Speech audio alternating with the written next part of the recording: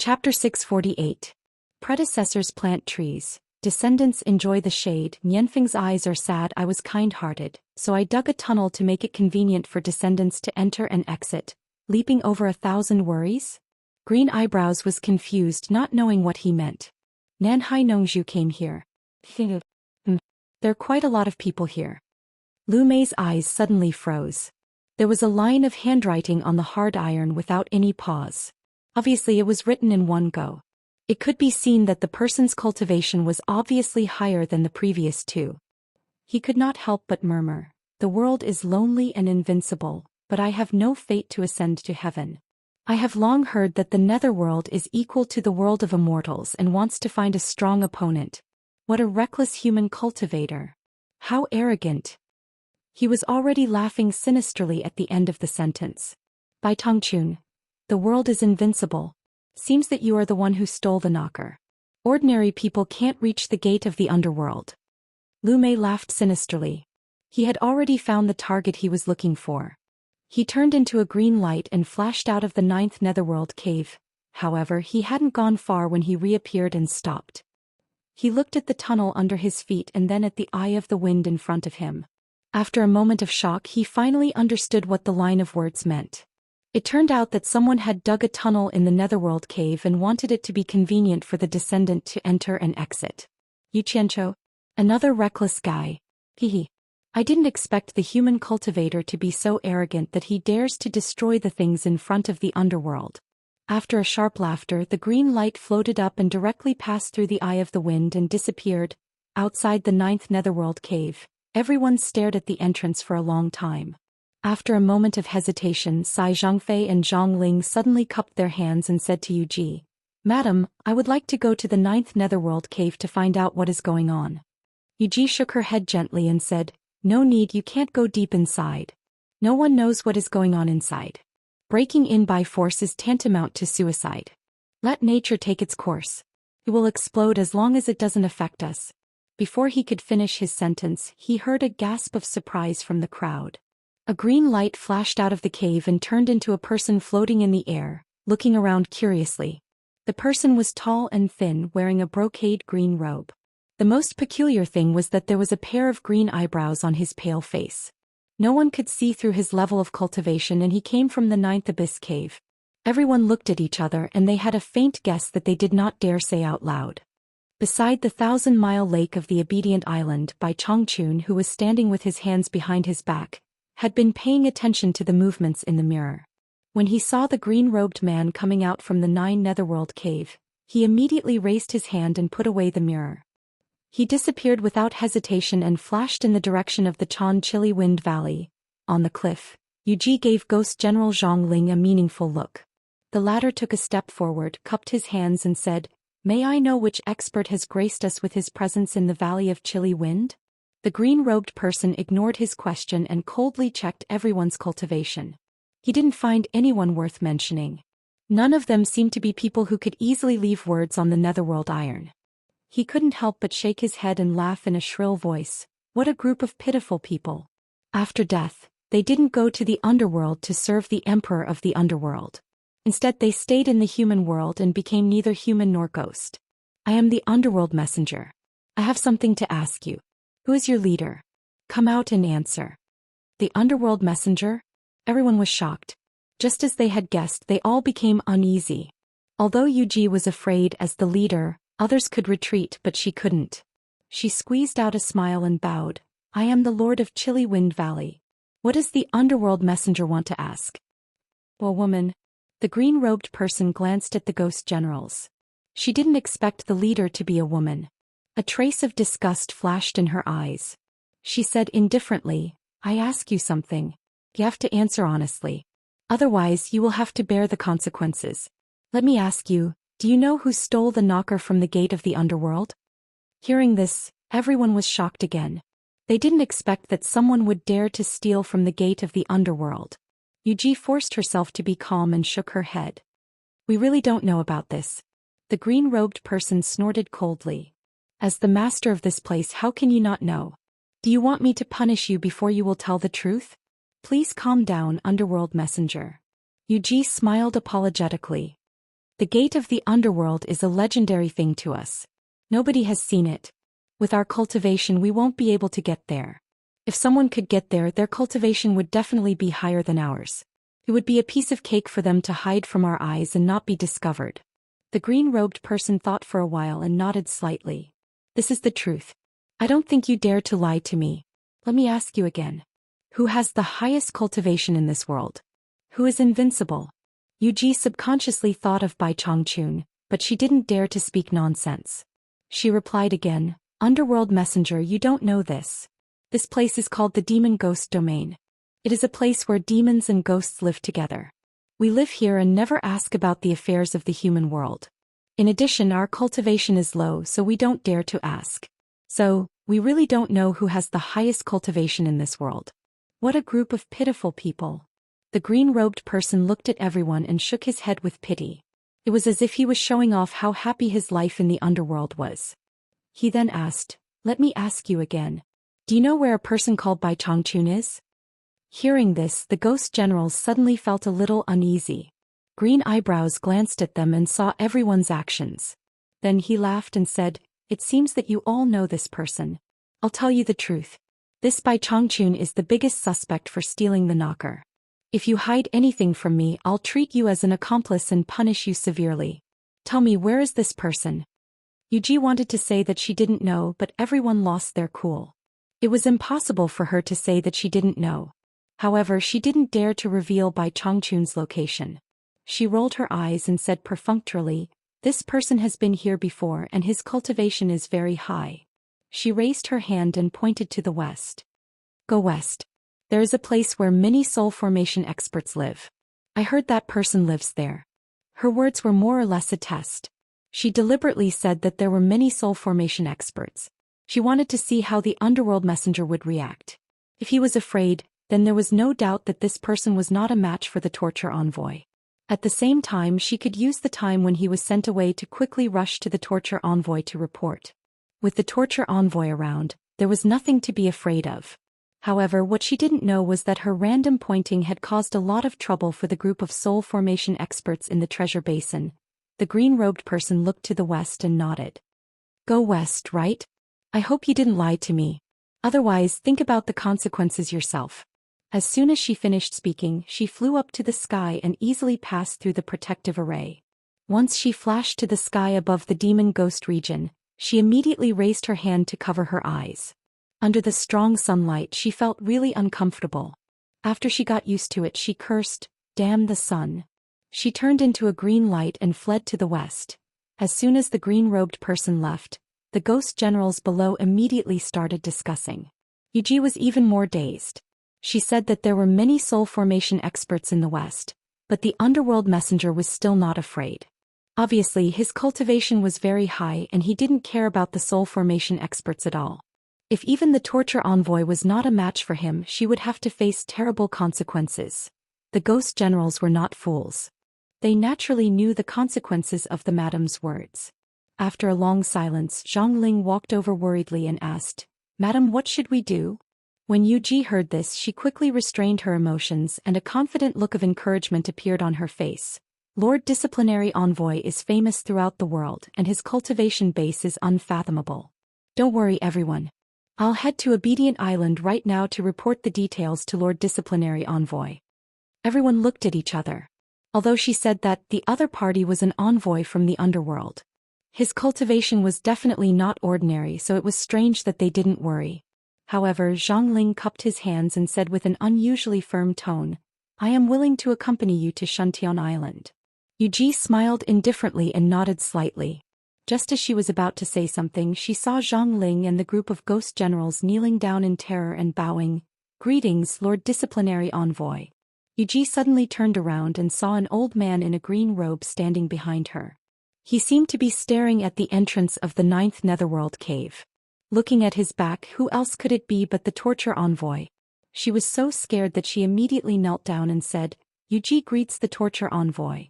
Bai Chongqun slowly turned around. His eyes were shining brightly on his thin face. He glanced at the people kneeling on the ground and his gaze finally landed on Yuji, who was kneeling on the ground. With an emotionless tone he asked, "Where did the man in green go?" Everyone was shocked. They didn't expect that the torture envoy already knew what happened here. Otherwise, how could he know that there was a man in the green robe?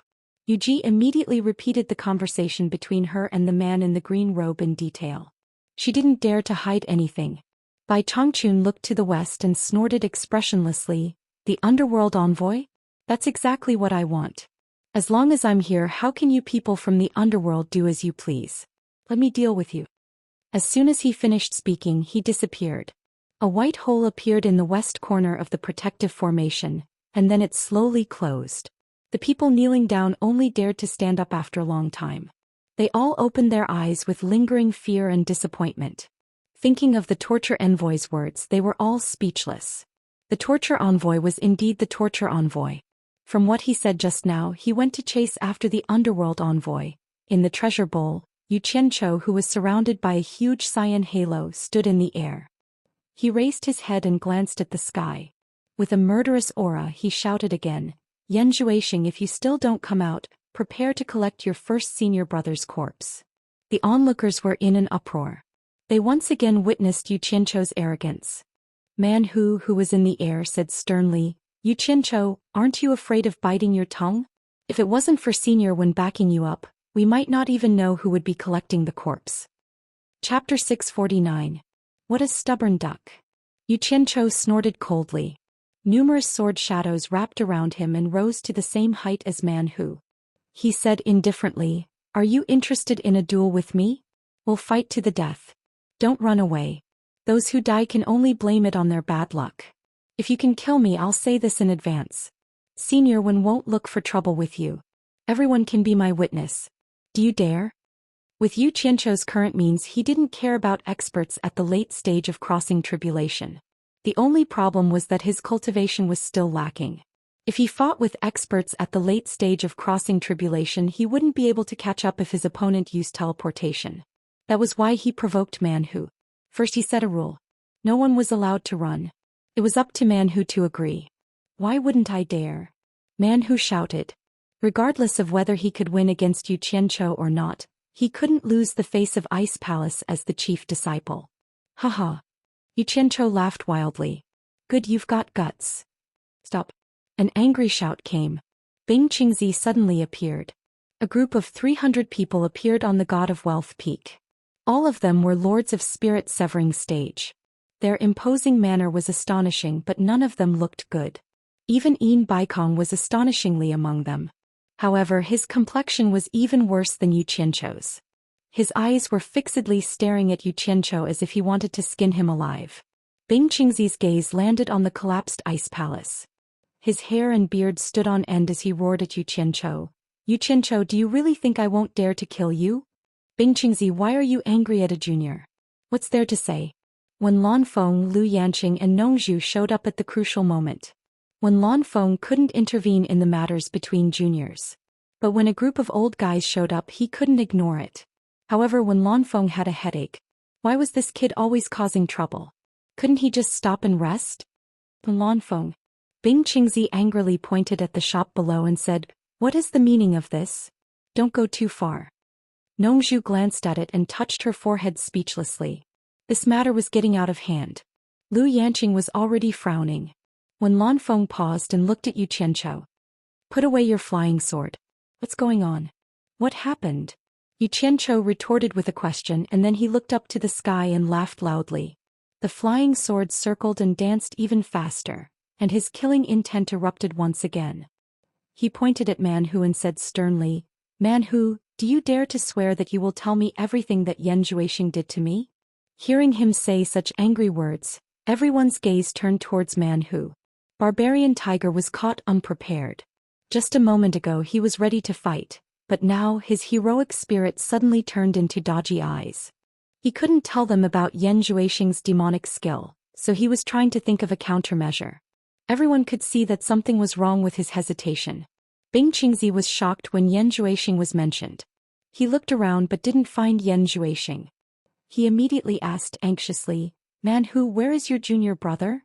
Man Hu transmitted his voice. "Junior brother's demonic skill has been exposed. He should be hiding." But he shook his head and said, "I don't know." Bing Qingzi looked around carefully again. If he couldn't find Yan Zhuixing, it would be hard for others to find him. He felt a little relieved. However, there was someone who was not satisfied. Nongzhu took a step forward in the air, squinted her eyes and asked in a weird tone, "Yu Qianqiu, what did Yan Zhuixing do to you?"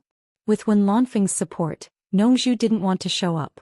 But hearing Yu Qianqiu's angry words, she guessed that he must have suffered a great loss. Otherwise he wouldn't have disobeyed Wen Lanfeng. Although he and Yu Qianqiu were always at loggerheads, he couldn't just watch as his old friend Bai Chongqun's disciple was bullied. To put it more selfishly, it was the law of the jungle in the cultivation world. Only Bai Chongqun's disciple bullied others. How could he be bullied by others? If he really didn't do anything, it would be hard for him to explain to Bai Chongqun in the future. When Lanfeng also noticed that something was wrong with Nongzhu. There was a faint murderous intent in her eyes. He was a little surprised, but then he understood. If this matter wasn't handled well, Bai Chongqun might get out of the demon domain and the whole cultivation world would be turned upside down. Although that old guy usually hid in the demon domain and didn't say a word, once he came out he wouldn't stop until there was a bloodbath. Instead of letting Bai Chongqun come out to fight, it was better to solve it in a small area. When Lanfeng immediately pulled himself together and said coldly, "Yu Qianqiu, if you have something to say, just say it. I'd like to see who's playing tricks." A silver light flashed out of the storage bag and floated in front of him. The broad body of the sword was shining with silver light. Giant silver sword. There was a cry of surprise from below. Lu Yanqing looked at Wen Lanfeng in surprise, which didn't match his temper. More than 200 lords of the spirit-severing realm also looked at each other. They hadn't figured out the matter yet, but Wen Lanfeng had already drawn his sword. It seemed that this matter couldn't be taken lightly. Damn it. You should have done this long ago. Today, let's join hands and kill Yan Zhuixing. Yu Qianqiu became more courageous. He stared at Bing Qingzi and sneered, "Senior Bing, you must know why I came to the Ice Palace shop today, right? Don't talk nonsense. How would I know why a junior like you came here?" Bing Qingzi denied flatly. His eyes were also faintly filled with killing intent. He had wanted to take this opportunity to silence Yu Qianqiu. But when Lanfeng had also sensed that something was wrong. When Lanfeng was staring at him like a tiger watching its prey, not giving him any chance. You can't escape the truth even if you don't admit it. Yu Qianqiu snickered and surveyed the surroundings as he said, "I've long heard that Yan Zhuixing possesses a peerless mystical art. I didn't believe it at first, but I experienced it for myself today. What a powerful demonic art. If I didn't have some special skills, I would have lost my life." Demonic art. There was an uproar in the surroundings. When Lanfeng and Nongzhu looked at each other, not knowing whether it was true or not. Bing Qingzi shouted angrily, "Yu Qianqiu, don't make irresponsible remarks. It's not your turn to talk nonsense here." The lid of the pot was lifted a little, revealing the aroma of meat. Even the wolves couldn't help but smell it. Pei Fong, who was in front of the crowd, smiled with his fat face shaking. "Brother Bing, he hasn't finished speaking. Why are you so anxious? If it's really nonsense, everyone will naturally know what's going on." Then he turned to Yu Qianqiu and said with a smile, "Yu Qianqiu, can you explain the devil technique you're talking about a bit more clearly? It would be best if you explain everything in detail so that everyone can judge whether it's right or wrong. Otherwise, you'll wrongly accuse an innocent person." Then he turned to the people around him and shouted, "Everyone, don't you agree? Not bad, not bad." A lot of people responded. Most of them were from Pei Fong's camp. Bing Qingzi suddenly stared at him and shouted, "Fatty Pei, what do you mean? Do you want to hit me when I'm down?" Pei Fong didn't care about him, lest he gave him an excuse. He waved his broken hand at Yu Qianqiu and said with a smile, "Yu Qianqiu, speak boldly. With Brother Wen's support and so many people's support, just say it." He didn't seem to care about Wen Lanfeng's broken hand at all. How could Yu Qianqiu let go of the great opportunity to kill Yan Zhuixing in front of him? He looked around and said, "Seniors, do you still remember that I set up a stall to sell 7-star blood orchids yesterday? After the trouble, Yan Zhuixing came to me and said that he wanted to buy a lot of 7-star blood orchids and asked me to meet him at the Ice Palace shop. I thought it was true and came here today." Who knew that Yan Zhuixing immediately turned hostile after getting the orchids? First he used an evil method called Demon Eye Ecstasy, which was really powerful. Both of his eyes were emitting blood-red light that could take away one's soul. I didn't even know what was going on before I was controlled by him. Yu Qianzhou, don't speak nonsense to confuse us. Shut up. Bing Qingzi was really anxious. Anyone could tell that he was like a cornered dog that would do something desperate. He had the tendency to go berserk. Pei Fong winked at Qi Jujuan and Ouyang Da, and the three of them stood between him and Yu Qianzhou. Yu Qianzhou, speak boldly. Pei Fong sneered. Whether it was true or not, the three of them would benefit the most from defeating Bing Qingzi. That was why the three of them were so proactive in protecting Yu Qianzhou's safety. The gloomy Yin Baikong secretly transmitted his voice to Sikongju. Send more people to set up ambushes at all the passages of Cornucopia. Don't let Yan Zhuixing escape. It's best to capture him alive. Sikongju quietly left to make arrangements. Hee. Yu Qianzhou put on a fake smile and said, I reckon that Yan Zhuixing hasn't mastered his demonic arts. Perhaps he's still in the beginning stages. After I lost consciousness for a short while, I actually recovered. I unintentionally overheard his conversation with Man Hu. It turns out that his demon eye ecstasy can turn people into his puppets. No matter how high your cultivation is, you will still be controlled by him. Furthermore, the 7-star blood orchid can help him master his demonic arts quickly. Once he succeeds, he will unify the entire cultivation world. Since he wanted to target Yan Zhuixing, it was impossible for him to not add oil to the fire. He continued to ramble. As soon as my body returned to normal, I immediately fought with the two of them. He casually threw a punch called Little Demonic Fist, and actually shattered my big black saber into pieces. Amazing. My saber is a treasure saber that surpasses high-grade spiritual treasure. It actually couldn't block a single punch from him. Once he masters his demonic arts, it will be terrible. What a pity. When he saw that his demonic arts were exposed and that he couldn't kill me in a short period of time, he didn't bother me and immediately ran away. Everyone saw what happened afterward. Man Hu, the person involved, naturally knew that Yu Qianzhou was taking the opportunity to blow up the matter. He immediately shouted, Seniors, don't listen to his nonsense. He's completely talking nonsense. He and my junior brother have a grudge in China's cultivation world. He's taking the opportunity to take revenge. Bing Qingzi also sneered, Yu Qianzhou, do you really think that we're all 3-year-old kids that can be easily fooled? Everyone looked at each other in dismay. It sounded too mysterious and they didn't know if it was true or not. But for Pei Fong and the other two, it was enough for them to blow up the matter. Yu Qianzhou raised his brows and said, It's easy to distinguish whether it's true or not. You can call Yan Zhuixing out and confront him face to face. I have a way to force out his demonic arts. Ignorant Junior, who do you think I am? Do you think I have to listen to your orders? If it wasn't for giving face to the others, would you still be alive today? Bing Qingzi said with a stern expression. Just at this moment, Sikongju quickly flashed over and cupped his hands towards Yin Baikong. Master, there's news from the passageway. Yan Zhuixing has already left the treasure basin in a hurry 2 hours ago. Chapter 650. When Yu Qianzhou heard the news, he couldn't help but curse, Bastard. I let him escape.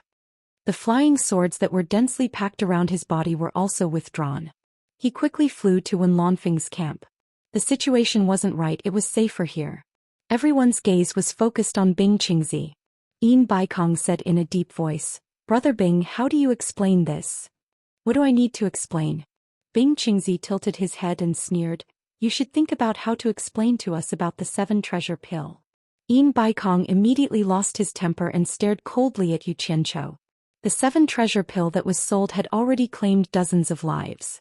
Until now, no one had figured out what was going on.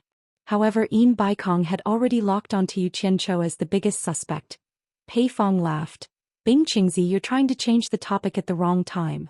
If Yan Zhuixing didn't have a guilty conscience, why would he run? Bing Qingzi gave Man Hu a look, and the latter quickly went to his master's side. The master and disciple had their backs to the crowd, seemingly ready to fight with their lives on the line. Bing Qingzi calmly looked around and said, Fatty Pei, don't fan the flames here. Yan Zhuixing only went out for a while, who said he ran away. Hearing that Yan Zhuixing had escaped from the treasure basin, Bing Qingzi immediately felt relieved. It was a vast primeval forest outside and more than 2 hours had passed. It wouldn't be easy to catch Yan Zhuixing again. At the very least, the various forces wouldn't be able to organize a large-scale capture like last time in a short period of time. He believed that Yan Zhuoxing could handle it with his emergency ability.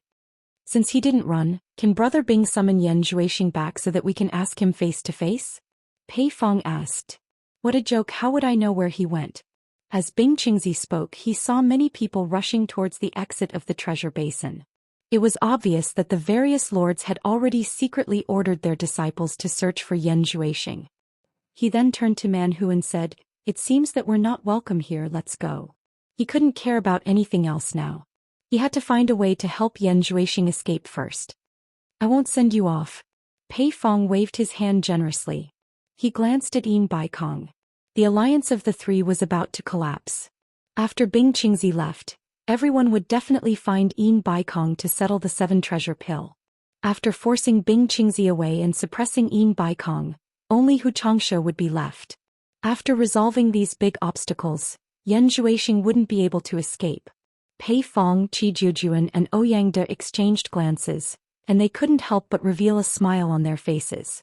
The stalemate that had lasted for so many years was finally going to end. The primeval forest outside the primeval forest had existed for God knows how long. Yan Zhuoxing gathered his strength and flew wildly in the sky. Once he sensed someone in front of him, he immediately hid in the forest. When there was no movement in the sky, he flew wildly again. Yen yang shant. Yent stay in the sect. Yen yunt, dongt yen int. Yent from yen. T. He couldn't stay in the treasure basin anymore since his demonic arts were exposed.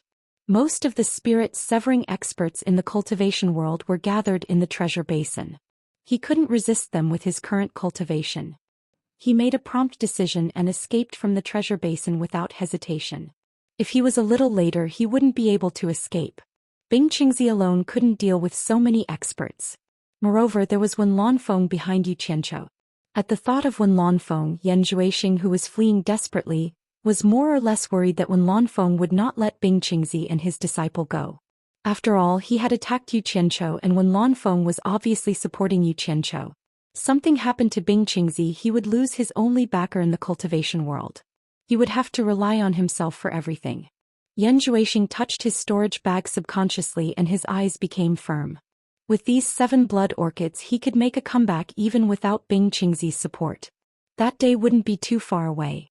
Considering that something might happen to Bing Qingzi, Yan Zhuoxing didn't escape to the Ice Palace. Even if Bing Qingzi was fine, he wasn't going to the Ice Palace. The lesson of being chased last time was still fresh in his mind. Presumably, various forces had already sent messages and arranged people to wait for him on the way to the Ice Palace. He just wanted to find a safe place to improve his demonic arts and cultivation with the help of the 7-star blood orchids. He wasn't worried that Bing Qingzi and his disciple would be angry at him for abandoning them and escaping alone. They should know that even if he was still in the treasure basin, they couldn't change the outcome.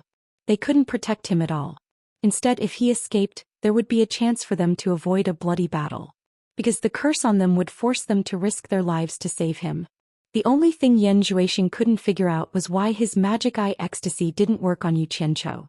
Victory was already in his grasp, but in an instant he had to flee in panic. The situation was completely reversed. He thought about it all the way, but he still couldn't figure out what the problem was. He took a deep breath and decided not to think about it for now. The right thing to do was to escape as far as possible. Now was the best time to escape. Even 1 more second would be good. Once the pursuers came, he would have to hide in the dense forest below again. Yan Zhuoxing stared at the front with rapt attention as the wind blew past him. Suddenly, the pupils in his cold and firm eyes shrunk. He saw smoke rising from the distant dense forest. In such a primeval forest, there were groups of ferocious beasts. It was impossible for anyone to live here. It must be a cultivator. Yan Zhuoxing suddenly disappeared in the air and turned into 3 wisps of green smoke that drilled into the dense forest below. Then he reappeared. Then he used the charm body movement technique. A shadow quietly stepped on the leaves and approached the place where the smoke was rising. After arriving at the destination, he gently leaned on the branch of a big tree and looked down, in the open space below. A cultivator who looked like an old urchin was rolling up his sleeves and happily roasting a golden and oily wild boar. He seemed to be enjoying it. This person was none other than third brother Exin. Ever since Lu Yanqing settled in the Wen family's shop, she let him go. Third brother Xin naturally had no objections. Without his master's restriction, he was happy and free. Then the vast primeval forest outside the treasure bowl became his paradise. He searched for all kinds of wild animals and made up his mind to roast a wild animal that could surpass Yu Qianzhou's. Yan Zhuixing didn't know him, but he found that he couldn't see through his cultivation. The other party was obviously an expert at the tribulation passing stage. After carefully looking around and confirming that there was no one else, he waved his hand and lightly knocked on the tree trunk. Third brother Xin suddenly looked up and said, "Who is it?" However, what he saw was a pair of demonic red eyes that emitted a soul-stirring light. Third brother Xian's expression instantly became confused and the stick in his hand fell to the ground. After a while, Yan Zhuixing restrained the red light in his eyes and let out a sigh of relief. The other party's cultivation was obviously not at the soul-forming stage. Otherwise, it would be difficult for him to use the demon eye ecstasy with his cultivation. Time doesn't wait for me. I have no choice but to take a gamble. Lightly floating down from the tree, he punched the bonfire on the ground with his little magic fist. With a dull thud, a deep pit was formed. After a few punches, he quickly buried the bonfire and the roasted wild boar to prevent the smoke from the fire from attracting the pursuers. Yan Zhuixing looked at the dazed third brother Xin and asked, "What's your name? What cultivator are you?" "Spirit Fong Valley's third brother Xin." Third brother Xin replied dully. Yan Zhuixing confirmed and asked, "Your Spirit Fong Valley's Lu Yanqing's disciple, third brother Xin?" "Yes." Third brother Xin replied. After getting confirmation, Yan Zhuixing muttered to himself. His face gradually revealed an expression of surprise and he muttered to himself, "The heavens really don't want me to die." Then he squinted his eyes as if he remembered something and said indifferently, "Dig out both your eyes." Third brother Xin heard this and without hesitation he stuck 2 fingers towards his eyes. Just when he was about to touch his eyeballs, Yan Zhuixing suddenly said, "Stop." After that he carried out a few more tests and confirmed that he really had control over third brother Xin. Only then did he relax. Previously he was afraid of Yu Qianzhou, so he couldn't help but doubt his magic eye ecstasy art. So he had to test it out first before he could be at ease. After testing it out, he didn't dare to dawdle anymore. Danger could come at any time. Waking third brother Xin up from his daze, he conveyed his order and said, "Let's go." Third brother Xin quickly rose into the sky while Yan Zhuixing went into the dense forest. The two of them, one in the sky and one in the forest, maintained the same speed as they quickly headed towards Spirit Fong Valley. In the end, not long after, third brother Xin discovered the pursuers before Yan Zhuixing with his cultivation at the end of the tribulation passing stage. Yan Zhuixing quickly hid in the dense forest while third brother Xin stopped in the sky. He turned around and shouted to the others, "Who are you? Why are you chasing me?" The 5 cultivators at the middle stage of the tribulation passing stage obviously knew him. They all cupped their hands and one of the leaders answered, "So it's Senior Xin from Spirit Fong Valley. It's a misunderstanding. We are the disciples of the World Chamber of Commerce. We were ordered to hunt down Yan Zhuixing who caused trouble in Cornucopia. Senior, did you see any suspicious people passing by?" "Hunt down Yan Zhuixing? What trouble did he cause?" Third brother Xin said curiously, "I even met him and had a few words with him. I didn't see any signs of him running away." "Senior, you saw Yan Zhuixing before?" The man's eyes lit up. He cupped his hands and said, "Can you tell me which direction he went?" "I can tell you, but don't talk about hunting. Be careful, Bing Qingzi won't let you go." Third brother Xin pointed to the left and said, "He went in that direction. When you see him, talk nicely. Fighting will hurt the harmony." After knowing where Yan Zhuixing went, they didn't want to talk to him anymore. The leader smiled and said perfunctorily, "We will remember. We won't disturb you anymore." The 5 of them quickly turned to the left. After watching them go far away, third brother Xin set off again in the direction of Spirit Fong Valley. Yan Zhuixing emerged from his hiding place and followed closely in the dense forest. After the 5 of them left, they quickly sent a message to Cornucopia. The pursuers of the World Chamber of Commerce quickly gathered in the direction pointed by third brother Xin. Such a big movement naturally couldn't be hidden from the eyes of all the forces. It immediately attracted everyone to chase in that direction. Chapter 651. Yan Zhuixing, who was fleeing in a hurry, bumped into several groups of people along the way, but they were all sent away by third Exin. He should be happy to pass the test easily, but Yan Zhuixing got angrier the more he thought about it. Whenever he thought of Yu Qianqiu, he would gnash his teeth in hatred. Different from Yu Qianqiu's ostentatious style of doing things, Yan Zhuixing always wanted to develop in a low-key manner, but there was someone who didn't let him have his way. From the beginning in the 100 Flowers Valley until now, as long as he met Yu Qianqiu, that guy would force him to become famous together with him. Now one of them was the world's #1 expert below the spirit-severing stage, who had killed countless people and he had offended everyone. The other one was an absolutely dangerous person with a peerless skill, who was coveted by many people. The two juniors from the Chinese cultivation world were famous in the world together. The difference was that the former had found a strong backer, and no one dared to touch him openly for the time being. The latter was unlucky. He only had Bing Qingzi as his backer, so he was easier to bully. Naturally, people would find trouble with him first. Yan Zhuixing really couldn't figure it out. Regardless of whether they were enemies or not, both of them were outstanding figures of the new generation in the cultivation world. Didn't that guy know that the tallest tree in the forest would be blown away by the wind? Before he had the ability to protect himself, it was simply courting death to face so many experts with such great fanfare. Even if he had a backer, he couldn't rely on him for a lifetime, right? It was a complete country bumpkin, a local tycoon and a nouveau riche. It was a miracle that he didn't die today. This was Yan Zhuixing's evaluation of Yu Qianqiu. However, what he didn't reflect on was that since the day he was born in the Chinese cultivation world, he was destined to have a height and starting point that many cultivators couldn't reach in their lifetime. His grandfather was the leader of the #1 sect in the Chinese cultivation world of diabolism. His maternal grandfather was the leader of the #1 sect in the righteous path. He also had the halo of the young palace master of the 100 Flowers Palace. When others were still struggling in the Ruoshui River for basic living conditions, he was already standing on the beautiful mountain peak. He didn't even want to look at it. Instead, he kept a low profile and looked around at the crowd that had already climbed ashore, to see who could be of use to him. This was what he meant by being low-key. With a high-profile identity and qualifications, it was easy for him to say that he was low-key. But what did Yu Qianqiu have at that time? There was nothing. Living in the cultivation world where the strong preyed on the weak, not to mention dignity, they didn't even have the right to ensure their own survival. Ever since he joined Ong Kwangtsung, he had been in constant danger of being devoured. If you accidentally said something wrong, even if you revealed a look that made others unhappy, they could take your life. This was something that could happen in an instant.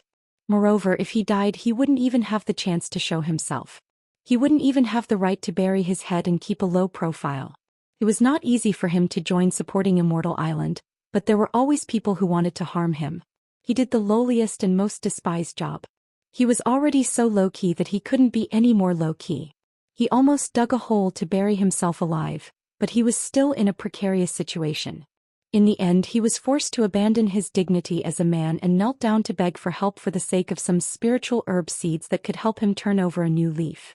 It didn't matter if he lost his face, but he still owed a favor until now. A person of noble birth like Yan Zhuixing would never be able to understand the pain of a small fry like Yu Qianqiu. Yu Qianqiu sometimes looked back at the few women he met along the way. Bai Suzhen had never looked at him differently because of the change in his status. She had always helped him unreservedly. When he was tired, she was a trustworthy harbor that he could rely on. Furong also wouldn't look down on him because of his lowly status. On the contrary, from the moment the two of them met, he started to bully her.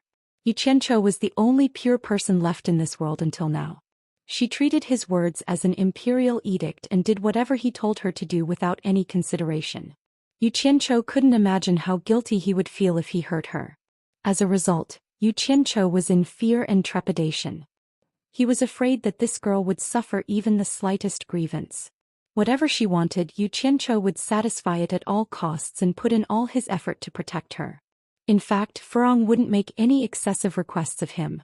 With the existence of these two women, Yu Qianqiu's heart was incomparably strong. He had the confidence to face any difficulties. Even if his final outcome was to be beaten into a cripple with 4 limbs missing, he did not lose everything. He still had the most precious thing. He had no reason to believe that these two women would still wholeheartedly accompany and take care of him for the rest of his life. They could stand the test of time. Even if he had the backing of the world's #1 expert by Chongqun, it wasn't as reassuring as these two women's soft shoulders. As for the other women, if he didn't have the corresponding strength to conquer them, would they fall in love with a little cultivator who was at the mercy of others? Xianxia believed that they were also good women. However, he subconsciously didn't dare to think too deeply about it. He just constantly gave himself confidence that they were also very good women. They were very good to him, very good. Xianxia was a small character struggling in the endless weak waters of the cultivation world. He struggled to stay alive in the endless weak waters of the cultivation world. When he finally climbed ashore and wanted to rest, he found that there were ferocious beasts eyeing him covetously. A good person had become a rare animal. There were only two paths for him to choose. He could either live with his tail between his legs like most people, or he could risk his life to stand out and fight for his own rights. He chose the latter without any hesitation. Zhou had the capital to be low-key, but Xianxia didn't. The latter wanted to quickly stand out and get rid of the precarious situation, so he could only prepare to be low-key and be a high-profile person. When his crazy methods started to make people afraid, he was no longer a small cultivator that everyone could bully. At the very least, those cultivators at the same level as him didn't dare to provoke him anymore. His reputation rose, and many big figures who couldn't come into contact with him in the past began to notice his existence and reached out to recruit him. Zhou had also noticed him at that time and wanted to take him in for his own use. Until now, Xianxia's reputation in the various countries could be said to be notorious. However, he still managed to carve out a path of blood and successfully protected himself. At the very least, other than the top soul formation experts in the cultivation world, cultivators below the soul formation stage didn't dare to easily find trouble with him. This was the difference between Zhou, who was born with a noble background and acted low-key, and Xianxia, who was born with a grassroots background and acted high-key. It was because everyone's starting point was different. There was no such thing as country bumpkin, local tycoon, or nouveau riche. At the end of the day, everyone wanted to succeed by hook or by crook. There were also many people who died in Zhou's hands. Different paths led to the same goal, and it all depended on who won in the end. Swoosh. The giant silver sword blocked in front of Bingqingzi and his disciple who were trying to leave the cornucopia. The atmosphere suddenly became solemn. It seemed that when Lanfeng was starting to stand up for Xianxia, Pei Fong and the other two looked at each other and laughed in their hearts. It couldn't be better to directly get rid of Bingqingzi through Lanfeng's hands. Xianxia was also full of excitement. He didn't kill Zhou, but it was also good to kill his backer. This guy's thinking was very simple. As long as it was his opponent's power, he would not let it go if he could eradicate it. The weaker the opponent, the stronger he would be. Bingqingzi secretly cursed. It would probably be hard for him to have a good ending today. He turned to stare at Wen Lanfeng and said, "Wen Lanfeng, I have no enmity with you. What do you mean by this?" Wen Lanfeng's body began to emit a threatening aura. His long hair gradually fluttered behind him. He stared at Bingqingzi ruthlessly and said indifferently, "What do I mean? Do I still need to explain?" The spirit-severing stage experts in the air retreated one after another. Once these two guys started fighting, the remaining power would be very frightening and could easily harm the innocent. Bingqingzi also knew that he was no match for Wen Lanfeng. It was meaningless for him to risk his life. He looked at Lu Yanqing, who was wearing a gauze hat, and said, "Miss Lu, my ice palace has always been very respectful to Spirit Fong Valley. Every year we would send disciples to collect snow spirit grass and offer it. I hope Miss Lu can plead for this old man from Brother Wen on account of our many years of friendship." He was flexible and good at finding people. He found Wen Lanfeng's nemesis in an instant. As a result, Wen Lanfeng's threatening aura weakened a little before Lu Yanqing opened her mouth. Pei Fong and the others frowned at the sight. Lu Yanqing was silent for a while. She tilted her head to look at Wen Lanfeng and sighed slightly. Does everything need to be solved by fighting and killing? Although her words didn't sound like she was pleading for Bingqingzi, it was no different from stopping Wen Lanfeng from fighting. In the end, Wen Lanfeng didn't say a word. The giant silver sword whooshed back into his storage bag. Bingqingzi cupped his hands at Wen Lanfeng and said, "Thank you for your mercy, Brother Wen." Then he cupped his hands at Lu Yanqing and said, I will remember Miss Lu's kindness. As long as the Ice Palace is here, if Spirit Fong Valley encounters any trouble, the Ice Palace will definitely do its best to help. Farewell. The master and disciple quickly flew away. When Lan Feng looked at Nongzhu and Yu Qianzhou apologetically, seemingly hoping that they would understand. Nongzhu was speechless, but there was nothing she could do. She couldn't stop Bing Qingzi. Everyone didn't expect that a big battle would be resolved by Lu Yanqing's words. Yu Qianzhou was both angry and amused. He didn't expect Lu Yanqing's words to have such a great influence on Wen Lanfeng. Wen Lanfeng didn't think that at this point, everyone's position was already clear. Those who were enemies couldn't be let go. Maybe people will accept Lu Yanqing's feelings, but they won't necessarily accept your Wen Lanfeng's feelings, because everyone knows that you and I, Yu Qianzhou, are on the same side, but I, Yu Qianzhou, and Yan Zhuixing are sworn enemies. For the first time, Yu Qianzhou had the idea of stripping Lu Yanqing naked and throwing her on the bed to vent his anger. This woman was too bullshit. If you don't know anything, don't get involved. In the cultivation world, if problems could be solved by talking nicely, then everyone would ask you to be the peacemaker. What's the point of fighting? What's the point of fighting? What's the point of fighting? There were some words that had to be said. Yu Qianzhou stared at Lu Yanqing and said in a low voice, Senior Lu's compassion is really admirable, but I have a word of advice for you. You let the Ice Palace people go today, but if they hurt Spirit Fong Valley in the future, I hope you won't regret it. Yu Qianzhou. Stop it. Nongzhu frowned and stopped him. When Lan Feng smiled apologetically and said, Yu Qianzhou, I'll let it go this time. Next time, you're too kind, senior. Yu Qianzhou waved his hand to interrupt him and said indifferently, It's better to rely on yourself than on others. I won't bother you next time. I just hope Senior Wen and Senior Lu can fulfill their promise. Chapter 652. When Lan Feng and Lu Yanqing were speechless. Everyone could tell that when Lan Feng and Lu Yanqing were drawing a clear line. Everyone felt it was incredible. Yu Qianzhou was really bold.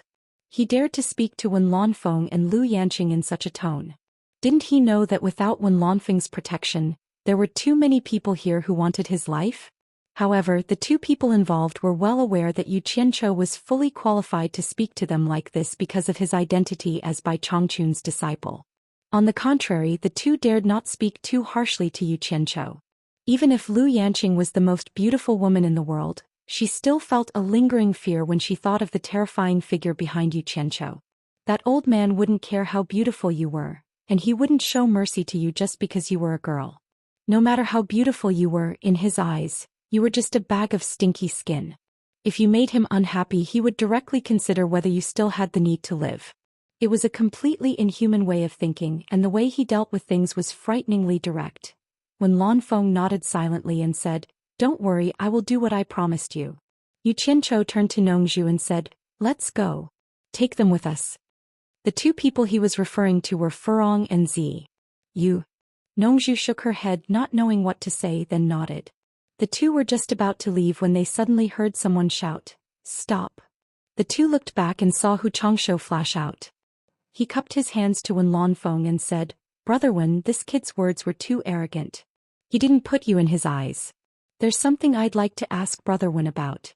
Does this brat mean that he has nothing to do with Brother Wen from now on? When Lan Feng suddenly looked at Hu Changshou, his eyes filled with killing intent. Hu Changshou, what do you want to say? I won't lie in front of Brother Wen.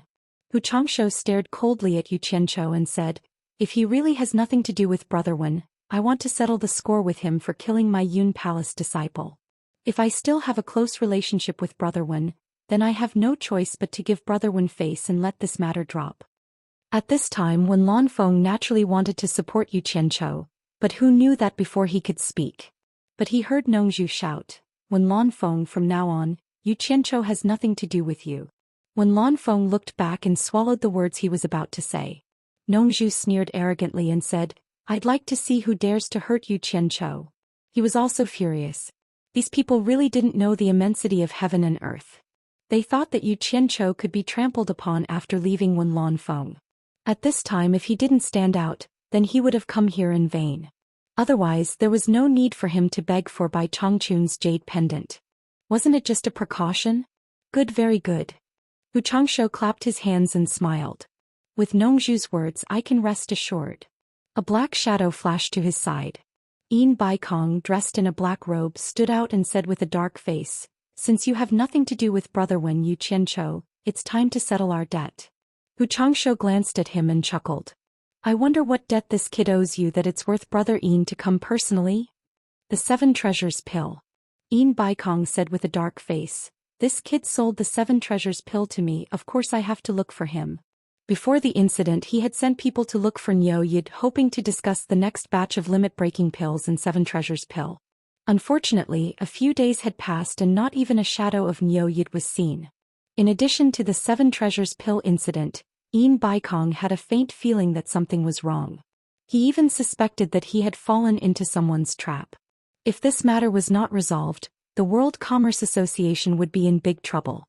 Everyone was in an uproar. Who would have thought that the 7 treasures pill was sold to Yin Baikong by Yu Qianchou? Wasn't it refined by Niu Yid? In reality, the matter of the 7 treasures pill incident was only known to the higher-ups of various parties.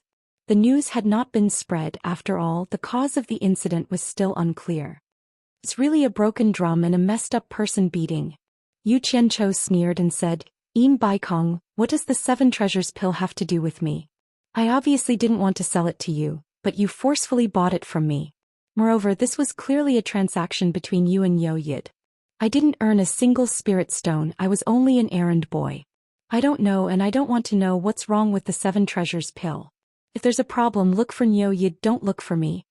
Yin Baikong said with a cold expression, "If I can find Niu Yid, I won't look for you. Since you're involved in this matter, don't think of getting away so easily. Think of a way to help me find Niu Yid." At this moment, Zi flew over together with Hibiscus. It was Nongzhu who called the 2 of them over. Yu Qianchou was startled, and the haze on his face immediately turned into a smile. He held Hibiscus's hand and said, "What are you doing here? Did someone bully you again?" Hibiscus looked around with hatred in her eyes. Yu Qianchou smiled faintly and turned back to Yin Baikong. "If you can't find Niu Yid, don't come to me to vent your anger." Yin Baikong opened his mouth when he saw Hibiscus's hateful gaze, but he couldn't say anything. Hu Changsho followed Yin Baikong's gaze in confusion. Although this woman's appearance was not bad, it wasn't enough to make this old pervert. His eyes inadvertently caught a glimpse of the black cloud-patterned jade pendant on Hibiscus's waist. Hu Changsho's pupils suddenly shrank, especially the word "buy" on it. His mouth slowly opened as he became dumbstruck. He finally understood Yin Baikong's feelings. The 2 top experts who wanted to take this opportunity to retaliate were instantly speechless. It was indeed not a good thing for a group of soul formation experts to have such sharp eyes. When everyone's eyes touched the jade pendant on Hibiscus's waist, they couldn't take their eyes off it. Their faces were filled with disbelief. It seemed like they had seen this thing before.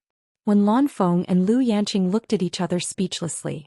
When Lanfeng in particular was a little depressed. Even if he personally showed up, he wouldn't be as deterrent as by Changchun's jade pendant. The group of cultivators watching from below couldn't figure out what was happening up there. Why did they all become mute? Although the group of soul formation experts gradually came back to their senses, their eyes were filled with doubt. First, they doubted Hibiscus's identity. Second, when they saw Yu Qianchou holding her hand, they doubted the relationship between Yu Qianchou and her. Nongzhu revealed a sarcastic expression. Sure enough, evil people needed to be tempered by evil people. If it wasn't for Bai Changchun's iron-blooded methods, the cultivation world would have already turned upside down. Pei Fong, with a face full of fat, swallowed his saliva with difficulty. Suddenly, with a swoosh sound, he rushed between the 2 sides.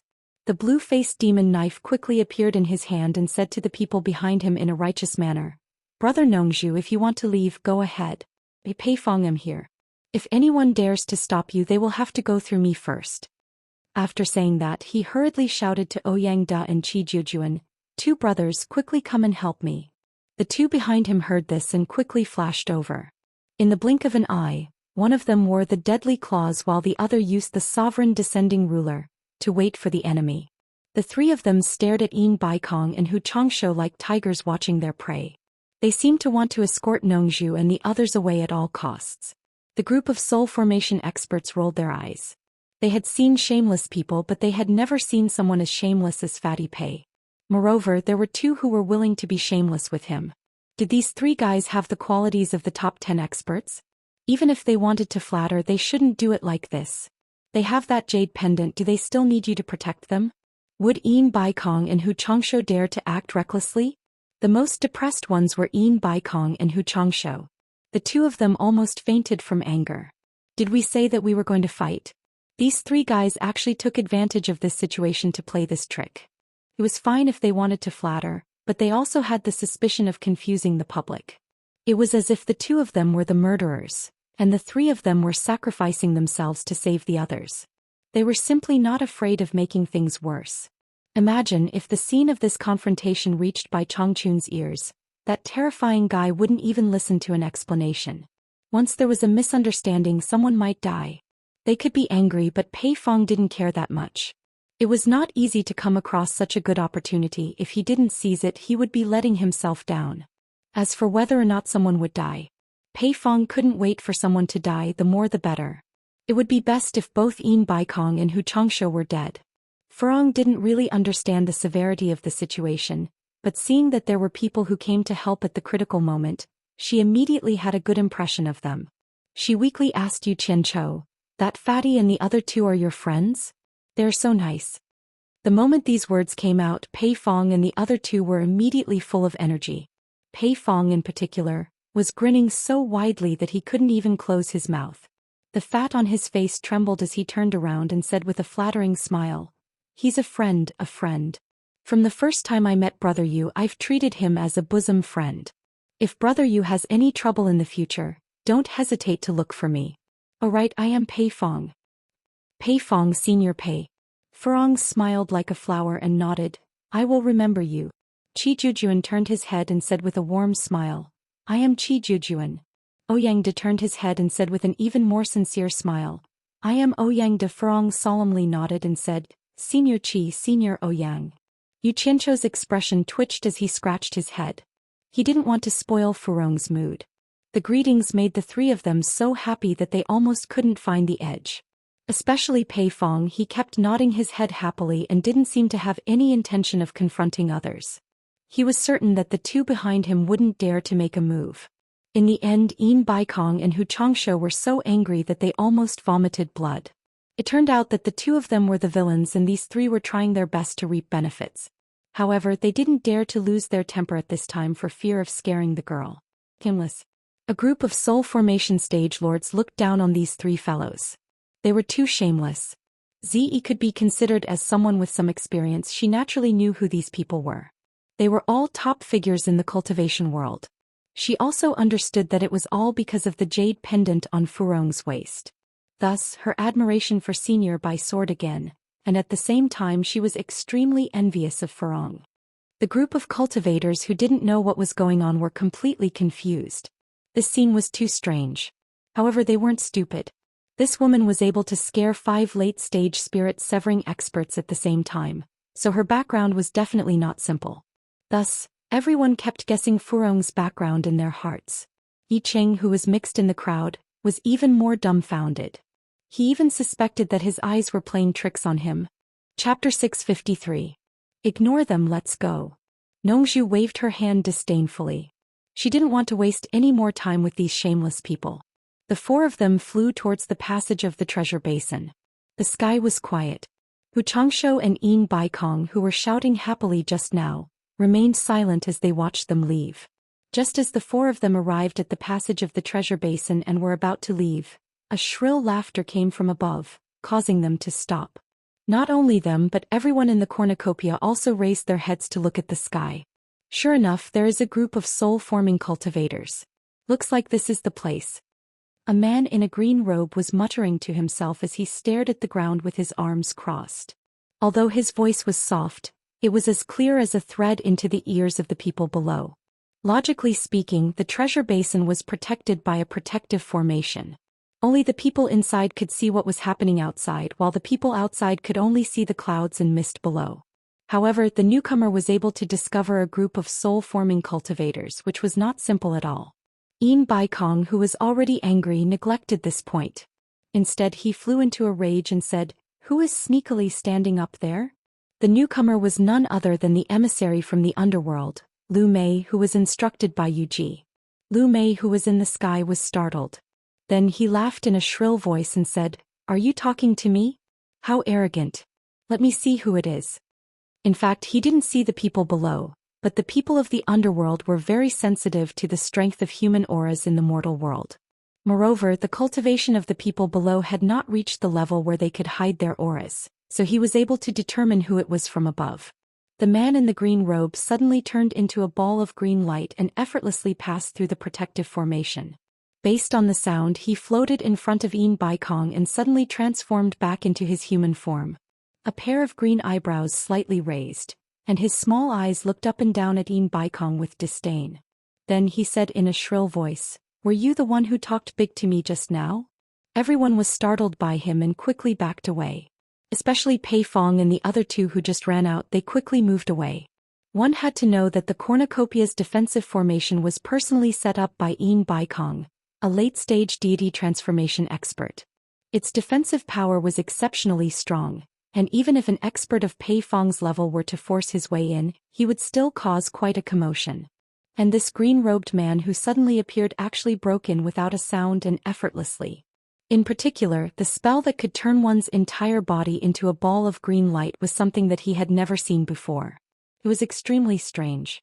The most disturbing thing was that even with everyone's cultivation, they couldn't sense any life from this person. It was as if the person standing in front of them was a living dead.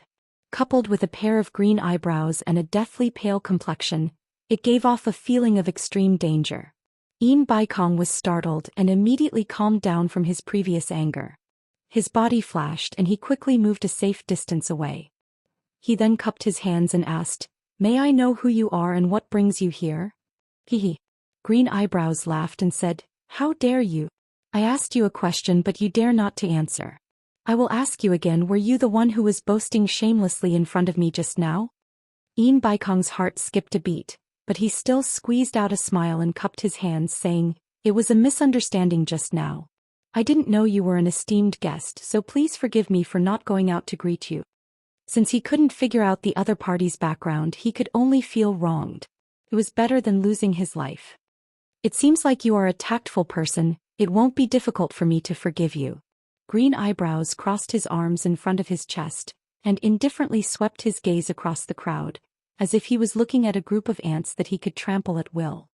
His gaze finally landed on Yin Baikong and he arrogantly said, "Kneel down and kowtow to apologize and I can spare your life." Once these words were spoken, the crowd was in an uproar. Someone actually wanted Yin Baikong to kowtow? The group of deity transformation experts looked at each other in dismay. They didn't know where this monster came from, but he was a bit too arrogant.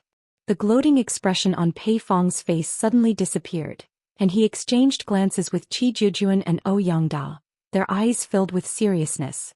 It was true that they couldn't wait for Yin Baikong to die, but Yin Baikong was, after all, one of the top 10 experts on the same level as them.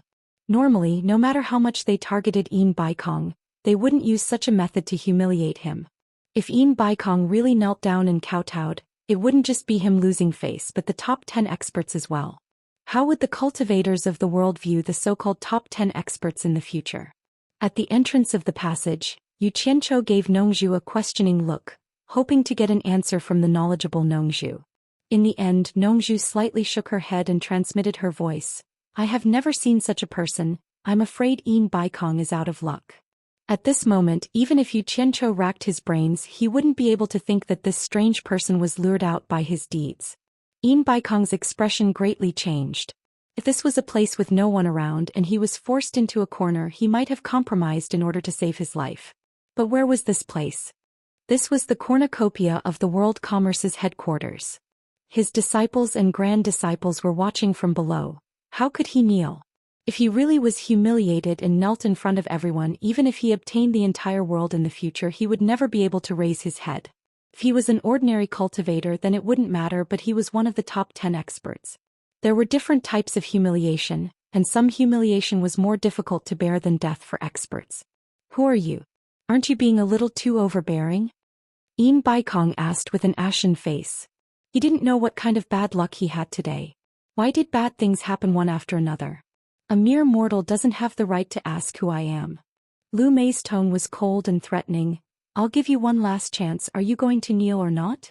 An icy aura slowly spread out, causing the surrounding temperature to plummet. He was indeed angry. In the underworld, he knelt in front of a woman every day, so he already had nowhere to vent his anger. He didn't expect that in the human world, a mortal cultivator would actually dare to contradict him. Immediately, killing intent spread in his heart. A mere mortal? Yin Baikong's pupils shrank. From the other party's aura, he sensed an aura similar to Niu Yid's, but it didn't seem to be as strong as Niu Yid's. He immediately asked, could it be that you're from the immortal world? I also have a friend in the immortal world called Niu Yid, do you know him? When a person was forced into a desperate situation, no matter what method he had, he would always try it. The moment these words came out, it could be said that everyone was shocked. Everyone was stunned. Niu Yid was actually from the immortal world? Everyone thought of Niu Yid's incomparably arrogant actions and immediately came to a realization. So he was from the immortal world. No wonder such a powerful expert suddenly appeared. No one knew his origin. However, everyone was more or less suspecting whether Yin Baikong's words were true or not. Nongzhu's face kept twitching. She stiffly turned around and rolled her dead fish eyes. She transmitted her voice to Yu Qianchou. Kid, what nonsense did you tell Yin Baikong to actually make him say such nonsense? Yu Qianchou shook his head with a sluggish expression. He really didn't know what to say. He could only silently say in his heart, Brother Yin, take care. Lu Yanqing, who was in the air, stared at him with a complicated gaze. Lu Mei was slightly startled when she heard this. She asked in surprise, you have a friend in the immortal world? What does Niu Yi do? The immortal world had always been in contact with the underworld. However, his position and cultivation in the underworld wasn't high. He was just a dispensable clown under Madame Heiqi's feet. He wasn't familiar with the people in the immortal world at all. If this person's friend was someone important in the immortal world, then he wouldn't be able to provoke them. Even if he ran back to the underworld, they could still come to the immortal world to deal with him. Madame Heiqi wouldn't offend a big shot in the immortal world for a clown like him. If that happened, she would kick him away like a piece of trash, without the slightest bit of mercy. Seeing that the opponent's aura was slightly weakened, Yin Baikong cupped his hands and smiled. My friend is the immortal world's emissary. Yu Qianchou almost couldn't hold back his laughter when he heard this. Nongzhu glanced at him. She finally knew who this kid was pretending to be. It turned out that he was the emissary he mentioned before. Immortal world's emissary? Lu Mei's face was full of suspicion. The immortal world's emissary who goes to and from the immortal ascension stage in the human world? Yin Baikong's eyes lit up. It seemed that Niu Yi didn't lie to him. There really was such a person in the immortal world. He immediately cupped his hands and smiled. That's right. He's the immortal world's emissary who goes to and from the immortal ascension stage in the human world.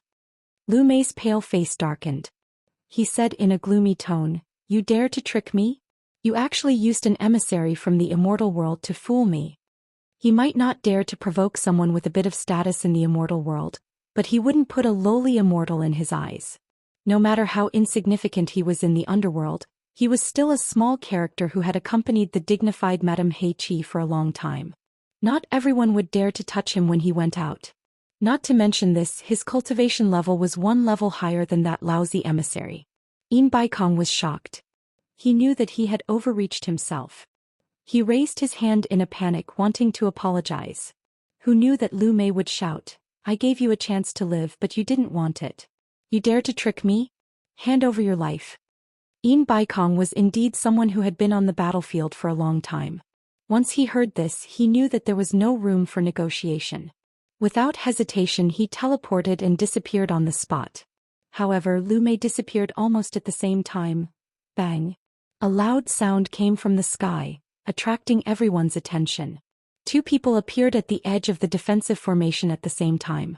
From the looks of it, it seemed like Yin Baikong wanted to teleport away, but his escape route was blocked by the other party.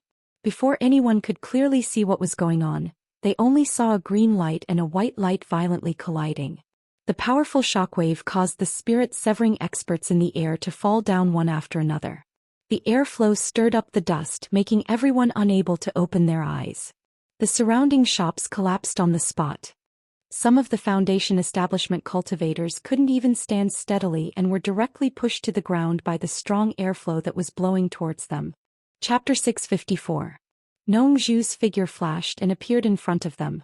She quickly pushed out a wall of light with one palm, protecting the three people behind her.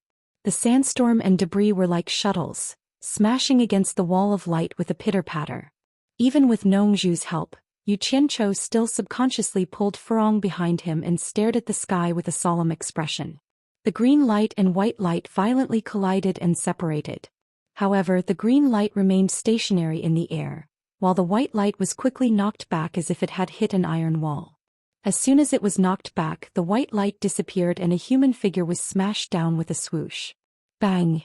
The ground shook violently and in an instant, a deep pit was smashed out of the collapsed walls. Ah! A few cultivators with low cultivation were unable to dodge in time and were smashed into the pit. After letting out a miserable scream, there was no reaction. The green light in the air revealed its true form. Lu Mei stared at the ground and laughed cruelly. "Reckless thing, you still want to escape in front of me." Cough cough. A series of violent coughs came from the deep pit and the coughs were heart-wrenching. Suddenly the coughs stopped and the white light once again shone from the deep pit. A powerful aura rapidly rotated and spread out from the deep pit like a storm. The surrounding broken bricks and stones were swept away as if they were dry weeds and rotten wood. Before the crowd could react, a black figure with a dazzling white light quickly escaped from the deep pit. It seemed as if it wanted to split the void, emitting a dazzling light that pierced through the sky. Its target was Lu Mei, who was in the air. The onlookers were overwhelmed with emotions. Yin Baikong obviously knew that he couldn't escape, so he took the initiative to launch a powerful attack. Among the cultivators watching from below, there might have been many who scoffed at Yin Baikong's action of escaping. But now who would dare to say that Yin Baikong, one of the top 10 experts in the world, was a coward who ran away? Xiu. The black figure with the cone-shaped white light emitted an ear-piercing sound of breaking through the air. It was like a divine arrow that was shot from a bow, breaking through thousands of kilograms. Everyone below had their hearts in their throats as they stared at Yin Baikong's all-out attack with wide eyes.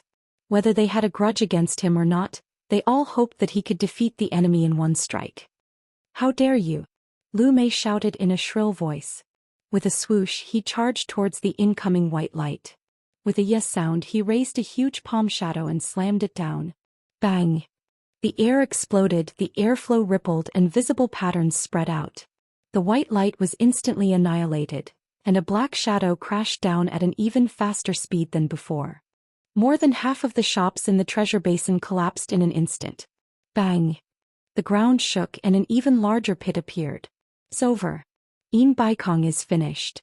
This thought suddenly popped up in everyone's mind. It was quiet all around. Everyone stared at the newly created pit without blinking. There was no movement inside. Was he dead? The shrill laughter rose again. Green Eyebrows glanced at the crowd below and said, "Did you see that?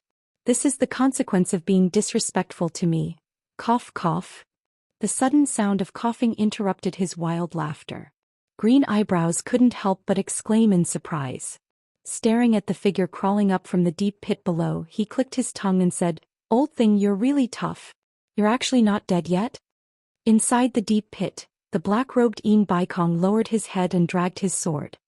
He slowly walked out with heavy steps and silently stood at the edge of the deep pit with his sword in hand.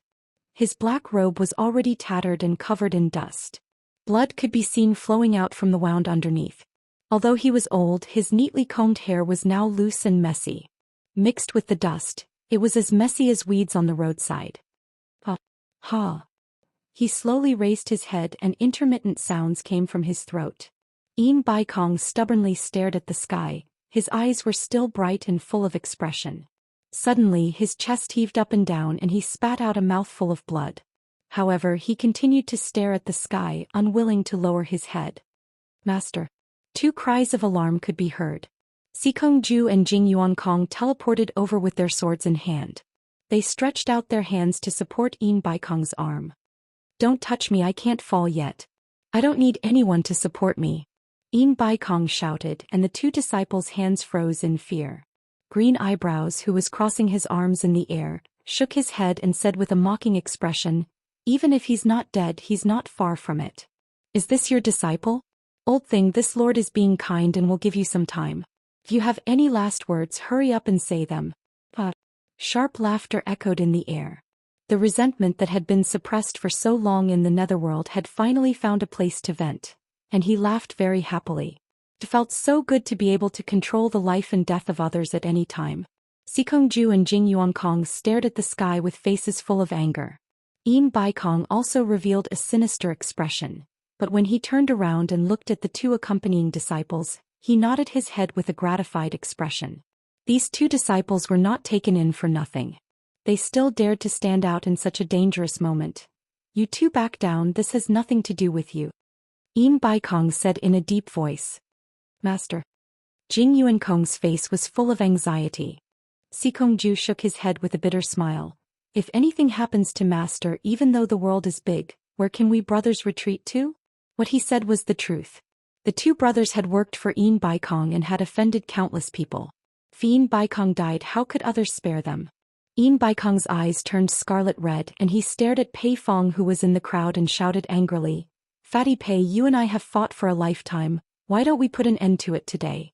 Do you dare to come out and fight me? Pei Fong was speechless after being called out. He scratched his fat face and said with a bitter smile, Brother Yin, why do you have to do this? Look at the situation now. Say it, will you fight or not? Yin Baikong roared. I admit defeat. Pei Fong shrugged his shoulders helplessly and said with a bitter face, I know what you want to say. Don't worry. As long as your two disciples don't go against me in the future, I won't find trouble with them. As long as they don't take the initiative to cause trouble, I won't let others find trouble with them. Brother Yin, are you satisfied now? Yin Baikong chuckled and said, Fatty Pei, looks like you won't have a chance to win against me in this lifetime. If you don't accept it, I'll wait for you in the next life. Damn it. Pei Fong couldn't help but curse. He scratched his fat face and said, Fine, if there's a chance in the next life, we'll fight again. This life is yours. Yin Baikong laughed wildly. After hearing the conversation between the two, the crowd couldn't help but sigh. Although they all knew that Yin Baikong didn't have a true friend in this lifetime, no one would have thought that the person he would entrust his funeral to was the enemy he had been fighting with for a lifetime. There was a good saying, the person who understood you the most was your enemy. After laughing wildly, Yin Baikong turned to his two disciples and said with a smile, If you still have me as your master in your heart, don't let my Yin family's bloodline end. As for the World Commerce Chamber, you won't be able to keep it. Let go when you need to. Otherwise, if Fatty Pei becomes jealous, his words will be treated as farts. Pei Fong rolled his eyes and didn't retort. At this time he couldn't be bothered to argue with him. Are you guys done talking? Lu Mei, who was floating in the air with his arms crossed, was getting impatient. Get out of the way.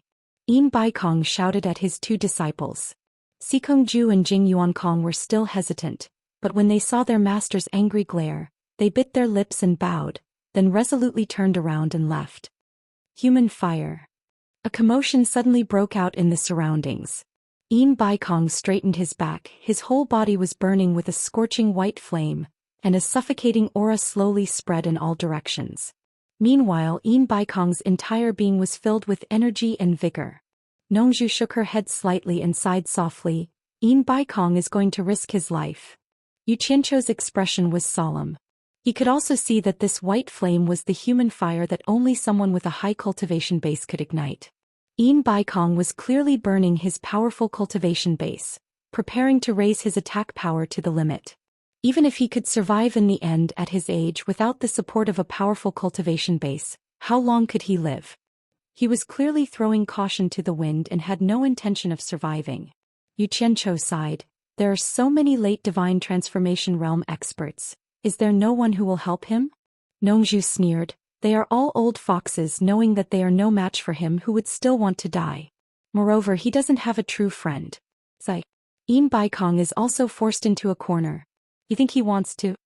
As he spoke, a protective aura quickly surged out from his body, expanding to envelop everyone. Zi and Frong looked at this scene in horror, the two of them tightly holding each other's hands. When Lu Mei saw this scene, his pupils couldn't help but shrink. He sneered, Old thing, you really are tired of living, then I'll fulfill your wish. Although he said that, 2 1-meter-long green thorns suddenly appeared in his hands, flashing with a cold green light. Obviously he didn't dare to be too careless. I refuse to accept this. Yin Baikong roared, the white flame on his body surged and he disappeared on the spot with a whoosh. Boom. Immediately after, there was an explosion in the air, only to see the green thorn in Lu Mei's hand blocking a huge sword aura that had suddenly appeared. The sword aura was easily defeated by him. However, Yin Baikong was nowhere to be seen. Just as the sword aura was defeated, another sword aura appeared out of nowhere and slashed wildly. Lu Mei's reaction was extremely fast. The green thorn in his hand was defeated without any hesitation. However, the sword aura that followed became more and more frequent. There were huge sword shadows everywhere in the air, but Yin Baikong was nowhere to be seen. Boom boom. Explosions sounded continuously, gradually enveloping Lu Mei, and he wantonly slashed wildly. On the other hand, Lu Mei dealt with the attacks with ease, a disdainful sneer on his face. The battle became more and more intense, or more accurately, Yin Baikong's attacks became more and more intense, causing the weather to change. Bang bang bang. The protective formation of the treasure basin finally couldn't withstand the power of the two's battle anymore. The bottom of the formation exploded, and the entire protective formation completely collapsed. The cultivators below the soul formation stage were already unable to stand under the powerful pressure. The wind blades formed from the aftermath of the battle were as hard as steel. Some of the weaker cultivators were cut into pieces on the spot, their intestines spilling out. Immediately many people fled in fear, quickly hiding behind the God of Wealth peak. Chapter 655. Yu Qianchou stared at the sky and said with a frown, "What is Yin Baikong doing? Does he want to destroy the treasure that he built with his own hands? He is using teleportation to attack." Nongzhu sighed and said, "The strength gap between the two sides is too big. Only by constantly teleporting can he barely maintain his attacking posture. Otherwise, as you have seen before, he is not an opponent of the same level at all. In a head-on fight he can't even resist one blow from his opponent." Could a soul formation final stage expert be able to teleport indefinitely? Yu Qianchou was puzzled. He can't. That's why he ignited his cultivation and forced himself to use it. When he stops he will be... Zai. Nongzhu shook her head. It seems like this move is useless against him. The difference in strength is too big. Could he really be an immortal from the immortal world? Yu Qianchou was speechless. He couldn't answer this question either. In the sky, the endless sword energy gradually decreased. The attacks that were as dense as rain were showing signs of weakening. The green spikes in Lu Mei's hands easily broke the incoming sword energy. Then he cackled, "I thought you were more capable than I thought. So this is all you've got? What? You can't hold on anymore? Useless." What answered him was the sudden appearance of a figure, wielding a sword with both hands and slashing at his head. Lu Mei casually waved his green thorn and easily destroyed it. He clicked his tongue and said, "Can't even withstand a single blow. Really can't withstand a single blow." After a few fruitless attacks, Yin Baikong stopped. He floated in the air and panted heavily. His eyes were lifeless as he stared at Lu Mei. His black robe had been dyed dark red by blood. Drops of blood dripped from the tips of his feet. His face was pale, comparable to Lu Mei's. The group of soul formation stage lords stared at the sky in silence. They all knew that Yin Baikong was finished. "Don't have the strength to spin anymore?" Lu Mei laughed. "If that's the case, I won't play with you anymore. Boring." As soon as he finished speaking, he shot his green thorn at Yin Baikong's chest. It was fast and silent. A beautiful green light flashed. Suddenly, Yin Baikong, who seemed to have lost the ability to retaliate, suddenly disappeared. Green thorn pounced on empty air. Green eyebrows, pupils constricted. A streak of light suddenly appeared on his left. It was as dazzling as the Milky Way, and it was like a bolt of lightning from a clear sky. It was incredibly fast and almost reached his neck in the blink of an eye. This was the fastest sword strike Yin Baikong had ever unleashed in his entire life. His lifetime of cultivation and comprehension were all condensed into this single strike. It was soundless, yet it contained a powerful destructive power. He was prepared to finish the battle in one fell swoop. Even if he couldn't kill all of them, he had to teach them a lesson. The group of spirit-severing stage experts below suddenly became spirited. So it turned out that Yin Baikong was still hiding a trump card, purposely acting weak to make the opponent careless. As long as the opponent's reaction was even the slightest bit careless, it would be very difficult for them to escape this sword. At the very least, none of them believed that they would be able to dodge this sword strike. This was a sword strike that Yin Baikong had ignited his cultivation base. Even when Lan Feng, who had been silent all this while, had a trace of amazement in his eyes, or perhaps it was more appropriate to describe it as shock. However, it was this stunning strike that missed. It had clearly struck the opponent's throat, but it turned out that it had struck an afterimage. Yin Baikong's body froze in the air. The god of wealth sword that had followed him for many years shot into the distant horizon. After it left his hand, the silver streak of light brought with it the sound of thunder and wind as it disappeared into the distance. Its final destination was unknown. Who knew if it would be fated to continue its fate with its master in the future? Green Eyebrow stood behind Yin Baikong. A green thorn in her hand had pierced through Yin Baikong's back, through his chest and pierced through his heart. A section of the green thorn protruded from his chest, and beads of blood dripped down. Yin Baikong's pupils gradually dilated and lost their luster. Master? On the god of wealth peak, Sikongju and Jing Yuankong cried out involuntarily. The disciples of the World Commerce Association emerged one by one and looked at the scene in the sky in a daze. Sorrowful expressions emerged on their faces as they silently muttered in their hearts. The era of the World Commerce Association is over. The group of soul formation experts looked up at the sky, and they all had expressions of sympathy on their faces. Nongzhu and Yu Qiancho looked at each other. No one could have imagined that the high-spirited Yin Baikong who was preparing for the cornucopia gathering would be finished just like that. Old ghost, you're still lacking if you want to scheme against me. Don't you know how to act a little better? Your biggest flaw is that you can still float in the air. Green Eyebrow's mouth was close to Yin Baikong's ear as he laughed sinisterly. Suddenly, Yin Baikong's dilated pupils shrank and a trace of a desolate smile flashed across his face. His hands suddenly hugged the person behind him tightly. The smile on Green Eyebrow's face froze as he cried out in surprise, "Old thing you," boom. An earth-shattering explosion drowned out Green Eyebrow's cry. A bright light exploded in the sky, and the air in this area seemed to be scared away in an instant. Nongzhu let out a fierce snort as the protective aura she released was instantly blasted apart by the powerful explosive airflow. Fortunately, Ziyi's reaction speed was not slow. Almost at the same time when Nongzhu's protective aura was blasted apart, her protective aura came up again. Fortunately, although Nongzhu's protective aura was blasted apart, it was enough to offset the remaining power of the explosion. If it wasn't for Ziyi's protective aura, the four of them would have been covered in dust. Among the group of spirit-severing experts below, except for a few spirit-severing experts in the late stage, everyone else's protective aura was blasted apart.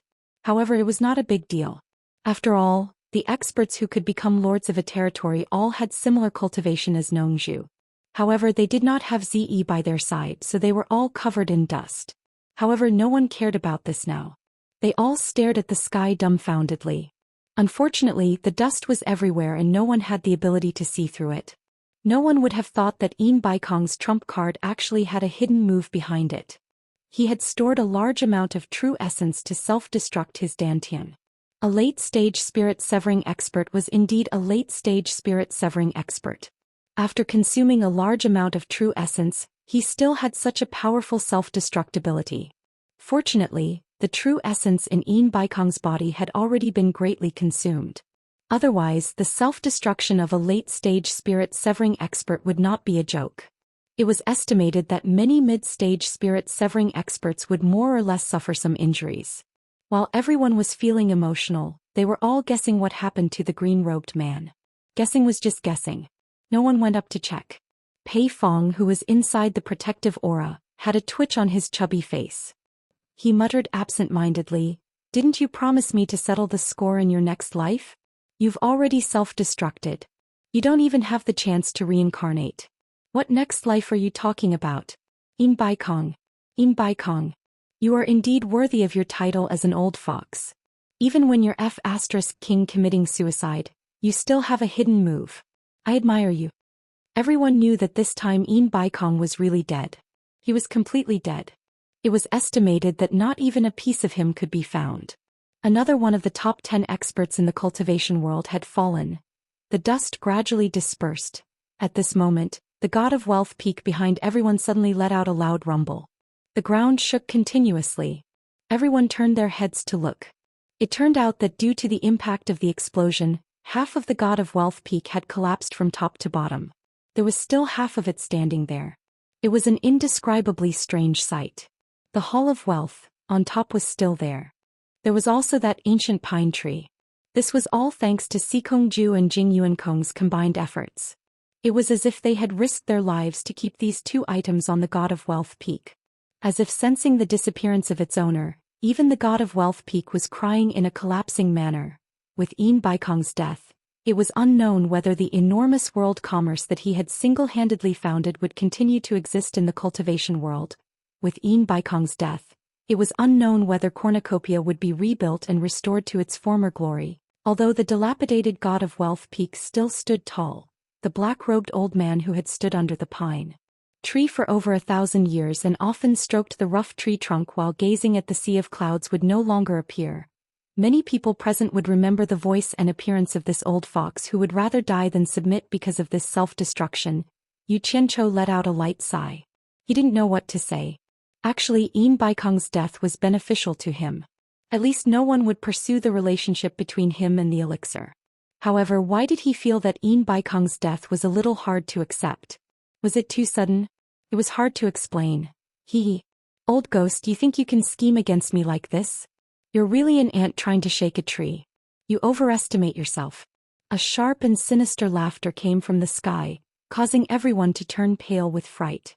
They saw a transparent green ball floating in the sky where the dust had dispersed. The green-robed man was standing inside, safe and sound. That green ball was obviously something similar to a protective aura. It actually blocked Yin Baikong's self-destruction. Too strong. Everyone had this thought. They didn't expect that Yin Baikong's self-destruction wouldn't injure him in the slightest. He was really too strong. The green ball disappeared and green eyebrows landed on the ground in a flash. With his hands behind his back, he looked at everyone indifferently as if he was looking at a group of ants. His gaze suddenly landed on Pei Fong, whose body was very conspicuous. He stretched out his hand and beckoned with his finger. You come out, I have something to ask you. A trace of panic flashed across Pei Fong's face. He wasn't necessarily stronger than Yin Baikong. Thus he tried his best to shrink his body, trying to shrink as much as possible. Then he pretended to look around as if he didn't know who he was calling. However, everyone's gaze was fixed on him. Little fatty, I'm talking about you. Green eyebrows proudly pointed at Pei Fong and said. Pei Fong knew that he couldn't hide anymore. If he knew that this matter would involve him, he wouldn't have stayed and watched the show. He squeezed out a smile on his fat face and walked out. He cupped his hands and said, I'm Pei Fong. What orders do you have for me? Don't be afraid. Green eyebrows casually waved his hand.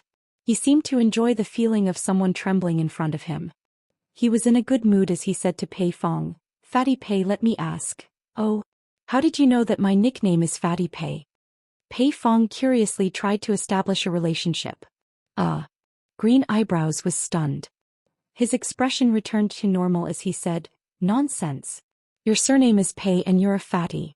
If I don't call you Fatty Pei, what should I call you? Pei Fong didn't seem to realize that he was being scolded. Instead, he revealed an almost exaggerated expression of reverence and said in a flattering manner, You are indeed an expert. You can even think of such a question. You really have a divine plan. Chapter 656. Lu Mei looked at him in surprise and found that this guy's flattery was as good as his. But the feeling of being flattered and being flattered were two completely different things. He enjoyed it very much. But the group of lords at the spirit-severing stage had goosebumps all over their bodies. A dignified late spirit-severing expert actually behaved like this. It was like heaven and earth compared to Yin Baikong, who would rather die than submit. But they just felt uncomfortable and didn't mean to look down on him. How many of them hadn't experienced bowing and scraping before? They just didn't fawn as disgustingly as Pei Fong. Fatty Pei cut the crap. Although Lu Mei said so, there was a trace of appreciation in his eyes. Let me ask you, who here is called by Chongchun? His eyes fell on Wen Lanfeng, Hu Chongshou, Ouyangde, and Qi Jujuan. These four were the ones with the highest cultivation. Ah! Pei Fong screamed and then asked hesitantly, "You are looking for Bai Chongqun?" To be exact, he was startled, and so were the others. Even if the person in front of them might be from the immortal world, it didn't seem to be more frightening than Bai Chongqun. After all, Bai Chongqun's despotic power had suppressed them for so many years that they were all scared to the bone. Everyone looked at each other. Nongzhu and Yu Qianchou looked at each other. Who was this person? Why did he come here to look for Bai Chongqun? Was Bai Chongqun also in contact with people from the immortal world? Lu Mei narrowed his eyes and took in everyone's reaction. He smiled and said, "It seems that Bai Chongqun is here." "Who is Bai Chongqun? Come out and answer me." The surroundings were quiet and no one dared to say anything. Then again, after being suppressed by Bai Chongqun for so many years, who dared to talk about Bai Chongqun in front of so many people? After waiting for a while, no one spoke. Lu Mei's green eyebrows trembled and he sneered, "Fatty Pei, point out to me who is Bai Chongqun." Pei Fong was shocked. Whether it was Bai Chongqun or this strange green-robed man, he couldn't afford to offend them. He didn't know if these two were friends or enemies, but from the way they spoke, it was more likely that they were enemies. It was better to figure it out before dealing with them. Thus, with a face full of smiles, he nodded and bowed as he asked, "May I know why you are looking for Bai Chongqun?" If someone else had asked a question instead of replying, Green Eyebrow would have been unhappy. However, Pei Fong's respectful attitude made him feel comfortable. He snorted coldly and said, "Bai Chongqun, you destroyed the gate to the underworld and angered the underworld emperor. He sent me here to punish you. Why do you think I'm looking for him?" It was so quiet that one could hear the chirping of birds in the distant forest and the gentle breeze. Everyone was stunned. Bai Chongqun had actually reached the legendary underworld gate and even destroyed it? The #1 expert in the world was indeed the #1 expert in the world. He was too bold to actually dare to mess with the netherworld. As a result, even the legendary emperor of the underworld was alerted, and this person was actually an emissary from the underworld. No wonder it was so powerful. Nongzhu rolled her dead fish eyes and slowly tilted her head to stare at Yu Qianchou. The latter's face twitched as he smiled embarrassedly. Now the two completely understood. It turned out that the destruction of the underworld gate had attracted this god of plague. Im Baikong's death was a little unjust. Bai Chongqun was also wronged. But what Yu Qianchou couldn't figure out was why the other party didn't look for him, the culprit, but his master. He looked at Nongzhu with an inquiring look. Nongzhu transmitted her voice with extreme disdain, "No need to guess. It must be the trouble caused by the words left on the wall of the underworld cave. Otherwise, no matter how famous your master is, the people of the underworld wouldn't know his name. When you go back, quickly erase the words on the wall for me." It seemed that having bad handwriting had its benefits. At least it wasn't that easy to recognize. Yu Qianchou didn't say anything. Pei Fong had a dull expression on his face. He really didn't know what to say. But Green Eyebrow wouldn't let him get away with it. He asked again, "Fatty Pei, who is Bai Chongqun? Point it out to me or else." Humph. Pei Fong's face was bitter and he was almost crying. He wanted to test whether the strange green-robed man was Bai Chongqun's friend or foe. If it was a friend, he would naturally tell the truth. If it was an enemy, he could also tell the truth. It would be great if he could get rid of Bai Chongqun with the help of the strange green-robed man. Bing Qingzi ran away and Im Baikong died. If Bai Chongqun, who was above him, also died, he would be very comfortable in the future. But he never thought that Bai Chongqun would dare to provoke the underworld. This was a little too ridiculously strong. In this case, if Bai Chongqun and the strange green-robed man fought, it was still uncertain who would win. But if Bai Chongqun won, how could he let go of the informant? If he lied, the green-robed man would definitely get even with him. It was difficult. The group of lords of the soul formation stage also looked at him with sympathy. They could all understand his feelings.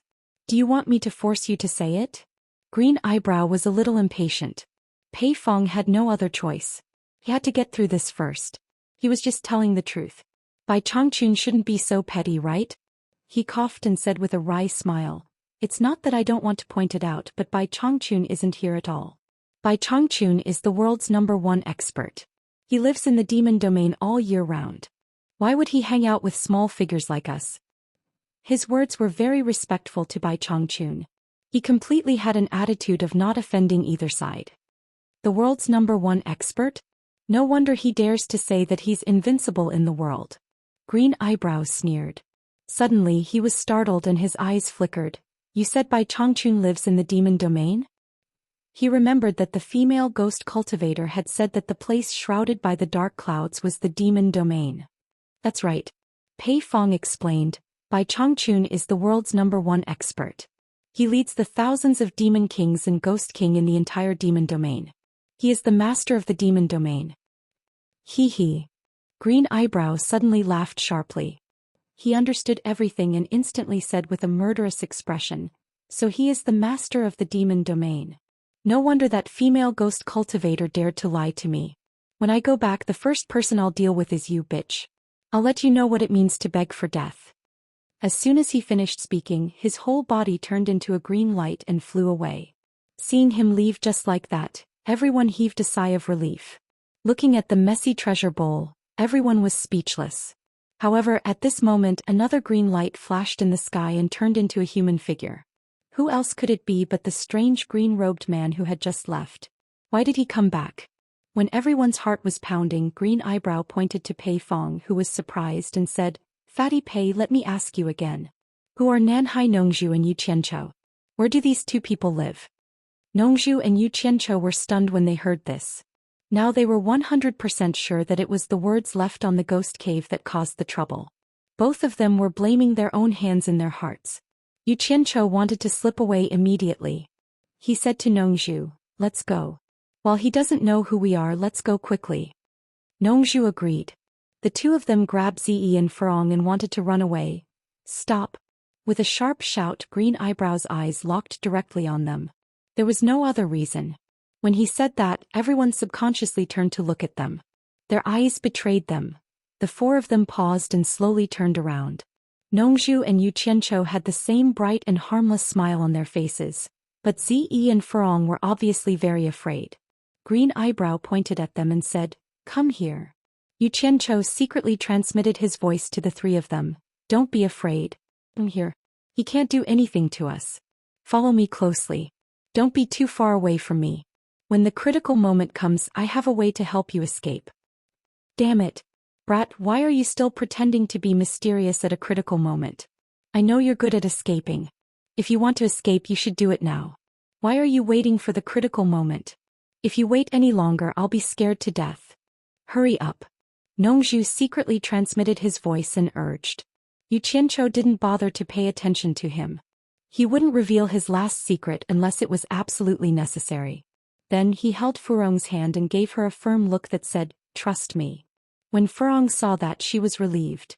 She didn't even want to think about it and believed him without any reason. Quietly, she was led away by him by the hand. Bastard, I'll deal with you later. Nongzhu secretly transmitted his voice and complained. But she had no choice. With her cultivation, she couldn't escape with Zi at all. She could only place her last hope on Yu Qianchou. So she pulled Zi and followed closely behind Yu Qianchou. When the four of them came in front of Lu Mei, Yu Qianchou squeezed Furong's hand and let go. He cupped his hands and said, may I know why Lord Envoy of Hell is looking for us? Lu Mei glanced at Yu Qianchou. Suddenly her pupils shrank. She realized that she couldn't see through his cultivation. She was secretly shocked. She slowly turned to Pei Fong and asked, who are the four of them? Pei Fong looked at Furong and stuttered. He didn't know what to say. Yu Qianchou quickly changed the topic. He smiled and said in a neither servile nor overbearing manner, Lord Envoy of Hell is looking for Yu Qianchou and Nongzhu? I know where they are. Everyone looked at each other suspiciously. They didn't know what Yu Qianchou was trying to do. However, they admired his courage. He wasn't afraid at all in the face of such a terrifying monster. Lu Mei looked at his calm face and became more and more suspicious. Why didn't he notice the four people in the corner at the beginning? Oh, he said, then tell me where they are. I don't have time to talk nonsense here. He was in a hurry to leave. Although he was arrogant before, he had accumulated the mentality of a small person over the years. It couldn't be changed so easily. He instinctively thought that this person was not afraid of him at all. In addition, he couldn't see through his cultivation, so he was more or less afraid. What kind of person was Yu Qianchou? In his previous life he had mingled with the nobodies in the marketplace. It could be said that he was very familiar with the mentality of those nobodies. He could tell at a glance what kind of character the other party was. He was a coward. Now that he had a way to protect himself, his face turned cold. He slowly put his hands behind his back. He stared at Lu Mei and walked toward her step by step. Chapter 657. Boy, do you want to die? What do you want to do? Nongzhu transmitted her voice anxiously. Everyone else was also looking at Yu Qianqiu with the same thoughts in their minds. Yu Qianqiu ignored him. In his previous life he had made a name for himself among all sorts of people. Even though he was a hoodlum and his nature was hard to change, the aura of a superior was not something that could be faked. Lu Mei was also a man who acted according to the situation. Naturally, he could tell at a glance that this person's aura was not ordinary. Seeing him approaching step by step, he felt an inexplicable fear in his heart. He wanted to step back subconsciously, but he forced himself to hold back. He said in a low voice, "What do you want to do?" 2 meters away from him, Yu Qianqiu stopped. If he went forward, he would force Lu Mei to do something desperate and then he would be exposed. As long as he kept a safe distance from Lu Mei, everything would be fine.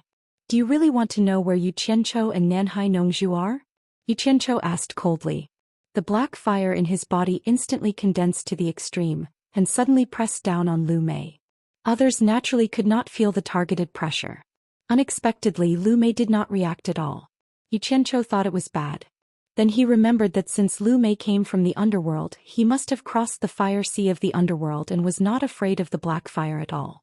He was right, but Lu Mei was not afraid at all.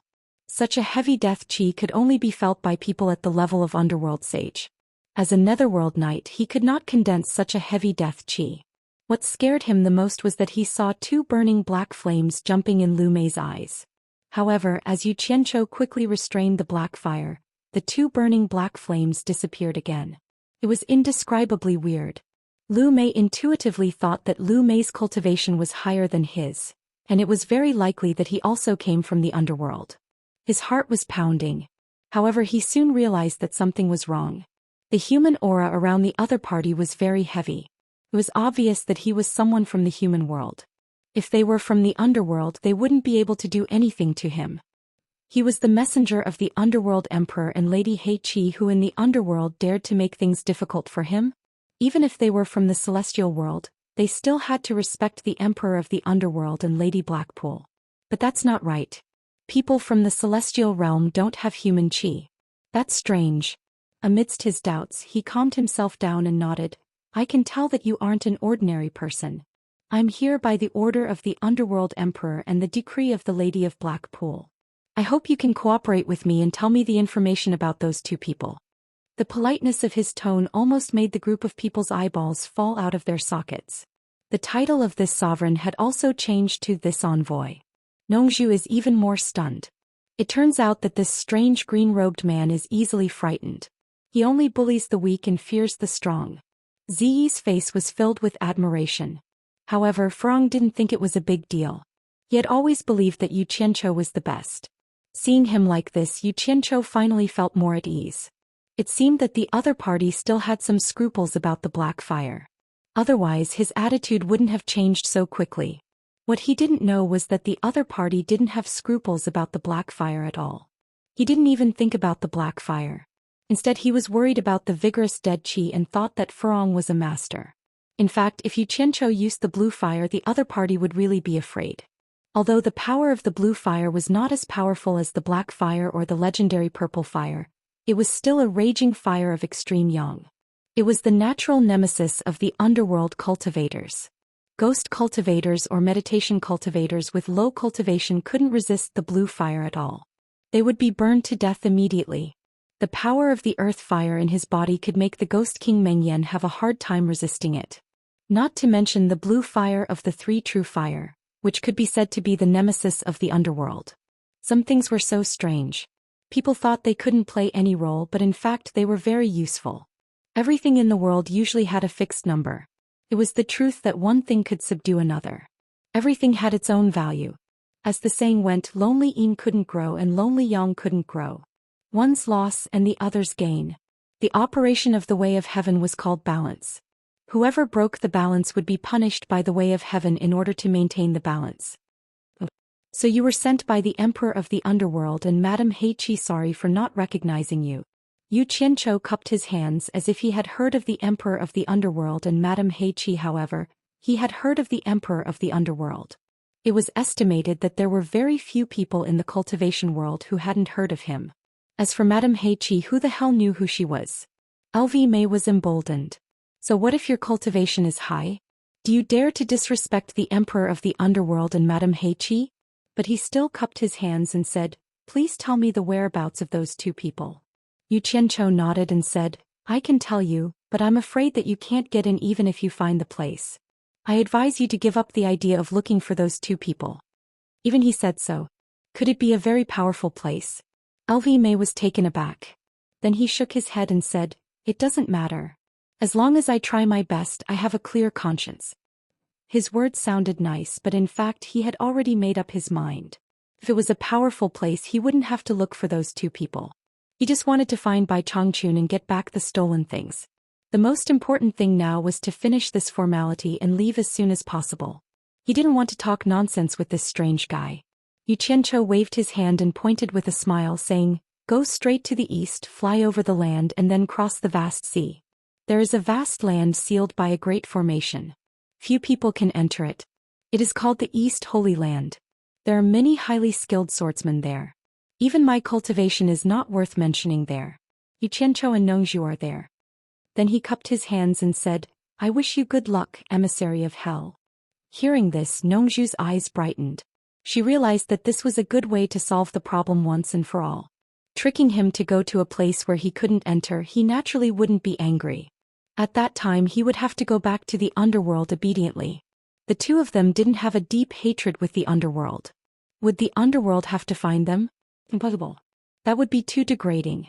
Nongzhu didn't believe that the legendary emperor of the underworld was so petty. But he was worried about Bai Changchun. But there was no other way. He would save as many people as he could. He could only do this for the time being. The group of demigod lords nodded secretly and exchanged glances. This method was much better than Pei Fong's flattering method. But to them, if something happened to Bai Changchun, it might not be a bad thing. Only Zi thought of Big Liar again. Pei Fong's face darkened. Why didn't he think of this method in the beginning? This so-called emissary of hell obviously knew nothing about the human world. He was very easy to trick. Thinking of his fawning manner and comparing it to Yu Qianzhou's calm and confident manner, he immediately felt a little embarrassed. It would be embarrassing if this spread out. He was a master at the final stage of demigod realm. He was not even as calm as a junior. He couldn't understand why this emissary of hell seemed to be afraid of Yu Qianzhou. He looked at Yu Qianzhou and was slightly stunned. He couldn't see through his cultivation. Was this the reason? Green Eyebrows was stunned for a while. After hearing Yu Qianzhou's words, he felt that safety was the first priority. He was already prepared to not look for them. He couldn't lose his life just because he came to the human world. Anyway, Mrs. Blackpool didn't know who Nanhai Nongzhu and Yu Qianzhou were. He cupped his hands and said, thank you for telling me. Goodbye. Yu Qianzhou also cupped his hands and said with a smile, I won't see you out. However, just when everyone thought that the strange green-robed man was about to leave, they suddenly saw the strange green-robed man's face sink. His eyes suddenly stared at Yu Qianzhou and he said in a stern voice filled with killing intent, what's your name? Yu Qianzhou was shocked.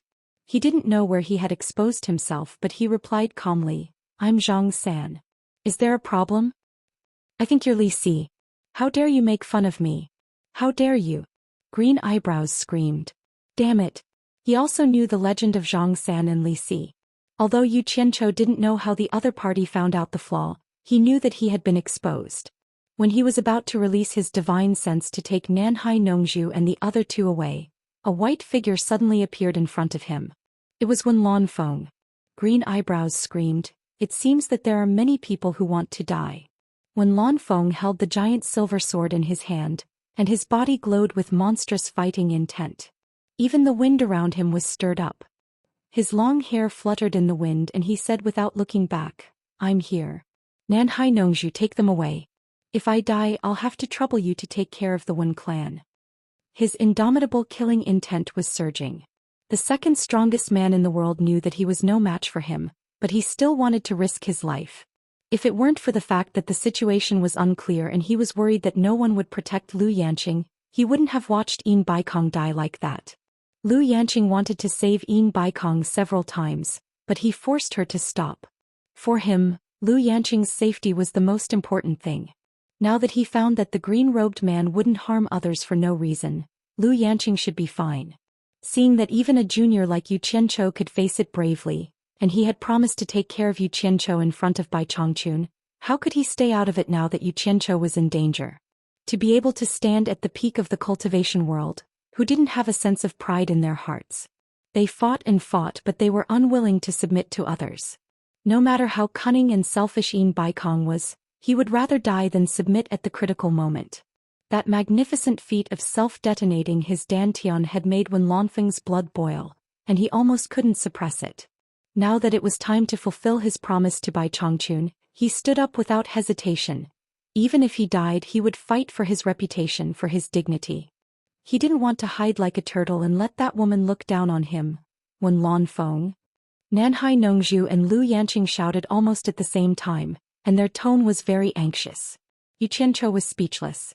It seemed that he had to bring 2 more people with him, and 2 more people would know his secret. Just as he released his divine sense, there was suddenly a sonorous hum that sounded like a vajra subduing a demon. It was cold and arrogant, and it shook people's hearts. Yu Qianqiu's legs went soft and he almost couldn't stand still. Chapter 658. Yu Qianqiu was just about to curse that scary bastard in his heart, but he suddenly felt something was wrong. The voice was so familiar. He turned around and saw a man standing on the edge of the collapsed God of Wealth peak, which was as if it had been cut by a knife or an axe. The man stood upright, with his green robe fluttering gently in the wind. With his cultivation, although he couldn't see the man's face clearly, he was too familiar with his majestic and arrogant standing posture. And that signature green robe, Yu Qianqiu was stunned. The old guy came out of the mountain. In fact, he was not the only one who was scared by the cold snort. Many of the low-level cultivators hiding behind the God of Wealth peak were so scared that they even fell down on the spot with their ears buzzing. As for the group of deity transformation stage lords, their hearts trembled when they heard that cold snort, which sounded like a vajra subduing a demon. It was not the first time they heard it. Every time they heard it, what happened next was extremely terrifying. Everyone looked up at the top of the mountain. Yu Qianqiu couldn't see it clearly, but the cultivators of the deification stage saw it clearly. They were all horrified. It was really Bai Chongqun. He actually came here. Nongzhu was shocked and murmured, "Why is he here? It's going to be interesting."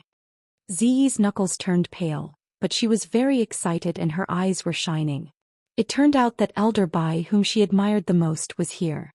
Now someone was going to teach that green-robed monster a lesson. She was very confident in Bai Chongqun. In her eyes, Elder Bai was an invincible legend. LV Mei was not a fool. From everyone's reaction, he could tell that the guy who stood on the top of the mountain and looked into the distance without even looking at them was definitely not an ordinary person. Especially the cold snort just now. His cultivation must be extraordinary. Then he called, "Fatty Pei."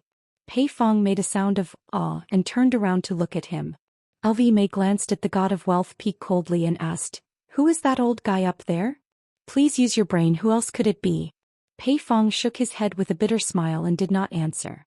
When Lanfeng, who was confronting Lu Mei, lost his surging battle intent and killing intent, he said to Lu Mei indifferently, "He's the one you're looking for, the world's #1 expert, Bai Chongqun." Bai Chongqun was here. There was no need for him to risk his life to protect Yu Qianqiu and the others. Bai Chongqun, Green Eyebrows, was startled and suddenly stared at the peak of the mountain. He smiled evilly and said, "You can wear out iron shoes in fruitless search only to find it by chance." He actually sent himself to his death. That's good, it saves me the trouble of looking for him everywhere. When Lanfeng sneered, "Don't speak too early. I hope you still have a chance to return to the netherworld." He was the only person in the cultivation world who had survived from Bai Chongqun's hands twice, so he naturally knew how terrifying Bai Chongqun was. The God of Wealth sword?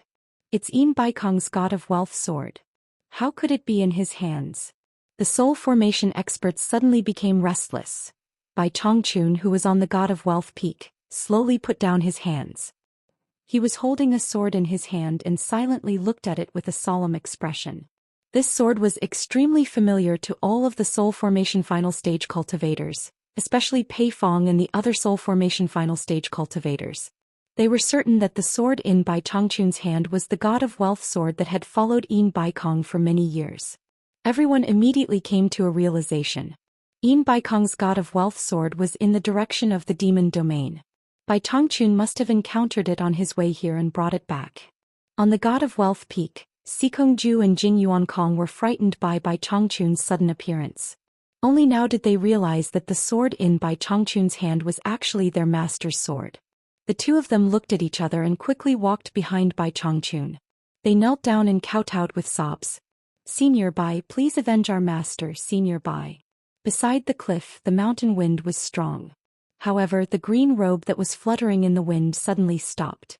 It was as if it was made of stone and iron. It was as if it was connected to its owner's emotions. Bai Changchun faced heaven and earth quietly. His unmoving thin back didn't turn around. His back was facing the two people who were kneeling down. His face was as calm as water and no expression could be seen. A sharp gleam flashed across his eyes and then they became calm again. His eyes seemed to be uninterested in anything. He only stared at the God of Wealth in his hand and said indifferently, "I was right. Otherwise you wouldn't have abandoned your sword." His voice was like that of an ordinary old man who had experienced the vicissitudes of life. It was quiet, indifferent, serene and unperturbed. Hearing this voice, no one would believe that this was the #1 expert whose name shook the cultivation world. "Junior is useless and can't avenge my master. Please avenge my master, Senior Bai." Sikongju kowtowed once again. This time he was kowtowing heavily on the ground, causing the ground to produce loud bangs. Jing Yuankong kowtowed non-stop along with his senior brother. Among the cultivators who were hiding behind the God of Wealth peak, many of them had heard the conversation. After holding their breaths and concentrating, someone suddenly exclaimed, Bai Changchun is here. The #1 expert in the world, Bai Changchun, is here. I heard his voice. There was an indescribable surprise in his tone. The news spread quickly behind the mountain, making the cultivators extremely excited. This caused the large group of cultivators to become extremely excited. They did not expect that the elusive #1 expert under the heavens would come and see them. Although they hadn't seen Bai Changchun before, they didn't know where they got the confidence that Bai Changchun would be able to take care of that arrogant green-robed man. It didn't matter if that green-robed man was from the celestial world or the netherworld world. They believed that Bai Changchun would win. To them, the name Bai Changchun was an undefeatable legend in the cultivation world. He was an immortal legend that only existed in legends. He was a monumental monument that no one in the cultivation world could surpass in the past or the future. Ever since they stepped into the cultivation world, they had heard of such a person. He was ethereal and mysterious and they could never see his true appearance. But every single person they met who talked about this legendary figure had a face full of reverence and sincerity. Over time, this legendary name was engraved in every cultivator's heart, accompanying every cultivator as they grew. That was a legendary figure that every cultivator dreamed of meeting since they stepped into the cultivation world. They tossed and turned restlessly in bed, longing to meet him. But today that legendary immortal legend didn't disappoint everyone. Just at the critical moment when the underworld messenger was acting arrogantly in the mortal world, he was like a rising sun in the darkness, appearing just in time and giving everyone hope. No matter what kind of enmity everyone had, when faced with bullying and oppression from the outside world, they would always feel a sense of solidarity against a common enemy. Especially those disciples of the World Chamber of Commerce, they hoped that someone could help them vent their hatred. They were perturbed and uneasy. They really wanted to meet that immortal legend. If they missed this opportunity, they would probably never be able to eat or sleep in peace for the rest of their lives. But at this time they were more or less afraid. Could they go out? But at this time someone took the lead and threw caution to the wind. One person flew up with a swoosh, circled around God of Wealth Peak and quickly landed on the edge of the mountain surrounding Cornucopia with his heart thumping wildly. With someone taking the lead, countless figures flew out from behind God of Wealth Peak like locusts, landing on the edge of the mountain surrounding Cornucopia one after another. Each of them were so excited that their gazes jumped around, desperately trying to see that immortal legend on God of Wealth Peak. But with their cultivation almost no one could see clearly. They could only faintly see a green-robed man standing upright on the mountain peak, but unfortunately they couldn't see his appearance clearly. Is that the green-robed man? It should be. I saw him too. Although no one could see clearly, that green-robed figure gave everyone incomparably strong confidence. Their tone was one more excited than the other, completely forgetting the situation where they had to flee in a sorry state. The people at the foot of the mountain stared at the top, but Bai Chongqun only looked at the sword in his hand. Hearing the sounds of kowtowing behind him, Bai Chongqun was silent for a moment, then asked, "How did Yin Baikong die?" The two of them straightened their bodies, their faces filled with grief and indignation. Sikongju described the process of how his master died in battle in detail. When he talked about how Yin Baikong, a dignified soul formation final stage cultivator, self-destructed his Dan Tian to perish together with the enemy, Bai Chongqun frowned. He put down the sword in his hand, and his gaze locked onto the green-robed man at the foot of the mountain for the first time. At the foot of the mountain, Lu Mei and Bai Chongqun's gazes met, then immediately laughed sharply. What arrogance! Let me see just how high this so-called world's #1 expert can be. His figure disappeared without a sound, then suddenly appeared on the opposite side of the mountain peak, hovering in the air face to face with Bai Chongqun less than 10 meters away. The atmosphere in cornucopia instantly froze. Everyone's gaze was fixed on the top, knowing that the inevitable moment had arrived. Some people had the foresight to know that the foot of the mountain might not be safe, so they quickly flew to the edge of the mountain to observe. Soon even Yu Qianzhou and the rest also moved away. The foot of the mountain was suddenly left in a mess, and not a single figure could be seen. Lu Mei sized up the green-robed elder and his heart skipped a beat. He realized that he actually couldn't see through the other party's cultivation. But when he thought about how he also couldn't see through Yu Qianzhou's cultivation at the foot of the mountain, he immediately felt reassured. If it wasn't for that fatty secretly transmitting his voice to him, he would have been fooled. Just think about it, how could there be someone in the world who could surpass the cultivation of a netherworld knight? You're Bai Chongqun? Lu Mei sneered sharply. Bai Chongqun only glanced at him indifferently, then swung the sword in his hand backwards and said indifferently, "You too, keep Yin Baikong's sword well." The two people who were kneeling hurriedly stood up. Sikongju went over to take the sword and retreated with both hands. Then he heard Bai Chongqun say indifferently with his back facing them, "It wasn't easy to establish the World Commerce Association. It's Yin Baikong's life's work. You two have to manage it well. Whether it's for the cultivators of the cultivation world or the mortals of the secular world, the World Commerce Association should have the goal of benefiting the world. Otherwise there's no need for it to exist. Do the two of you understand what I mean?" Sikongju and Jing Yuankong looked at each other, then bowed in unison and said, "Junior understands." Hearing this, Pei Fong, Qi Jiujuan and Ouyang Da's expressions all changed. With Bai Chongqun's words, even if Yin Baikong died, they could forget about attacking the World Commerce Association in the future. No one would dare to do anything to the World Commerce Association, unless Bai Chongqun died in the hands of the green-robed man. Chapter 659. Seeing that the other party dared to ignore him, Green Eyebrow was instantly enraged. He laughed sinisterly. "What a narrow-minded old thing. Do you really think you're invincible? Today I'll let you know that there's always someone better than you out there." Everyone's hearts were in their throats. Sikongju and Jing Yuankong subconsciously took a few steps back. They all knew what was going to happen next. The aftershock of a battle between such experts would definitely be stronger than Yin Baikong's. Before everyone could react, the green-robed envoy had 2 green thorns in his hands. He turned into a ray of green light and suddenly appeared in front of Bai Chongqun. Unexpectedly, Bai Chongqun didn't move at all. He just stretched out his hand and inserted it into the ray of green light. It was as if the ray of green light had taken the initiative to enter his hand. The skinny green figure still stood at the edge of the cliff. He had one hand behind his back while the other was stretched out. He was in a stalemate with the ball of green light. The group of soul formation cultivators looked at each other. No one understood what was going on. Could it be that the two of them had started fighting silently? The ball of green light that was in a stalemate suddenly shook violently. It was more appropriate to describe it as struggling. Bai Chongqun didn't even look at it. He looked into the distance and said leisurely, "You've got guts. The human world isn't a place where you people from the netherworld can behave atrociously. The shaking green light flickered for a moment before it suddenly revealed itself. It didn't matter if it revealed itself, but it gave everyone a fright. The previously arrogant green-robed envoy was currently being held by the neck by Changchun.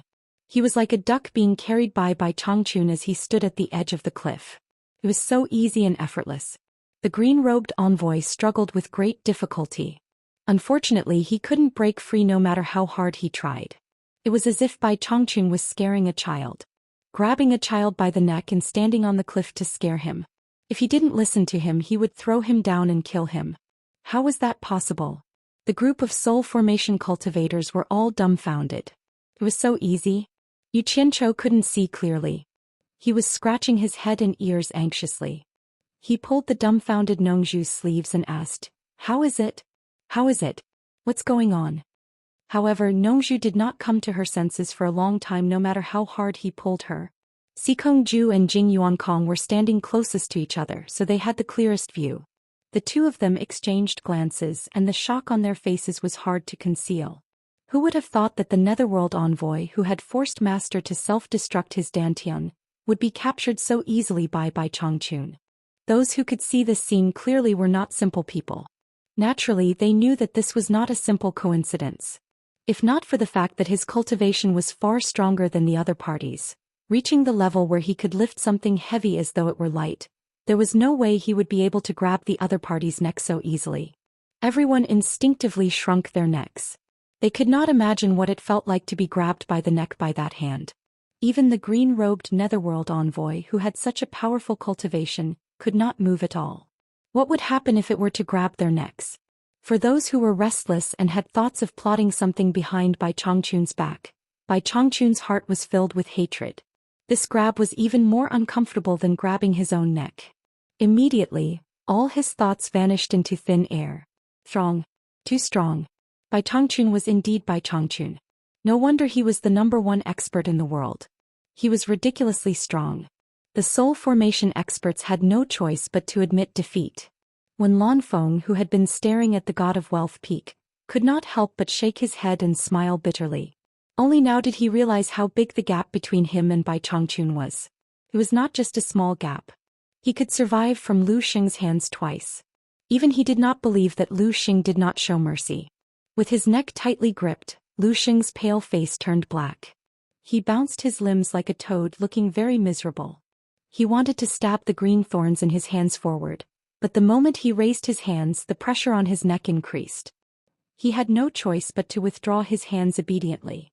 The terrifying energy from that hand suppressed the netherworld energy in his body to the point that he did not even have the chance to release the green thorns. Bai Changchun's leisurely gaze fell on the half-dead Lu Mei, who was bouncing up and down. He said indifferently, "Didn't you want to let me know that there is always someone better than me in the world? I've been waiting for this day for almost 2,000 years. Don't let me down. Show me all you've got." Gee. Green eyebrows let out a strange sound from his throat, his eyes bulging outwards. He felt that Lu Xing's hand suddenly increased when he said that. His neck was on the verge of breaking. If Lu Xing exerted more pressure, his neck would probably be separated from his body. Bai Changchun stared at him coldly and said in a deep voice, "Show me all you've got. Don't think about running or you'll die miserably. Do you understand?" Xikongju and Jing Yuankong were dumbfounded. The minds of all the soul formation stage lords went completely blank. Ka. Green eyebrow couldn't utter a complete word in her throat. She tried her best to move her head slightly to show that she understood. After Bai Changchun understood what he meant, he raised his hand and threw Lu Mei down the mountain with a whoosh. Before anyone could react, they heard a loud boom and felt the ground beneath their feet tremble. Dust was rising at the foot of the mountain, and a huge hole was faintly discernible in the dust. When the smoke and dust dissipated, everyone saw a man covered in dust. He was hugging his neck as he tried to adjust himself. His green robe had already turned gray and his hair was a mess. Black blood seeped out of his 7 orifices. He no longer looked like the arrogant netherworld envoy he had been before. The soul formation cultivators looked at each other and were speechless. As for those cultivators with average cultivation, even if they could not see clearly, They could tell from the situation that one was still standing on the mountain peak while the other had dug into the ground to eat dirt. They naturally knew that Bai Chongqun had won the first exchange of blows. Bai Chongqun, the undefeatable legend, did not let them down. They were extremely excited. After the green eyebrows in the pit slightly adjusted, it turned into a green light and flashed to the sky again. Looking down at Bai Chongqun, it laughed fiercely. Just now I was just careless and gave myself to you. Now I will let you know the price of being rude to me. The sharp voice reverberated in the air. It was very ear-piercing. He didn't even know what was going on just now. It was as if he had delivered himself into the hands of the other party, and he almost died of depression. However, he did not dare to be careless now. He had personally experienced that the other party's cultivation was indeed extraordinary. However, he was sure that it was a momentary mistake. Letting him go was the biggest mistake of his life. Bai Chongqun looked up at the sky and said calmly, "I'll wait. I'll let you make the first move." Lu Xing stopped smiling. He bit the tip of his tongue and spat out a mouthful of black blood on the 2 green thorns.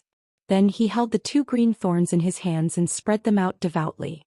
He muttered something as if he was offering a sacrifice. Suddenly, the 2 green thorns came together in his palms. He rubbed his palms together and the 2 green thorns gave off a dazzling green light. The light was so bright that no one dared to look at it directly. Suddenly, the green light disappeared and a hazy black cloud appeared in the sky. Lu Xing stood on the cloud and sneered at the peak of the mountain. Green light was faintly discernible in the rolling black cloud. Fierce roars came from inside as if there were some ferocious monsters inside. The people below were shocked. They had never seen such a scene in the cultivation world.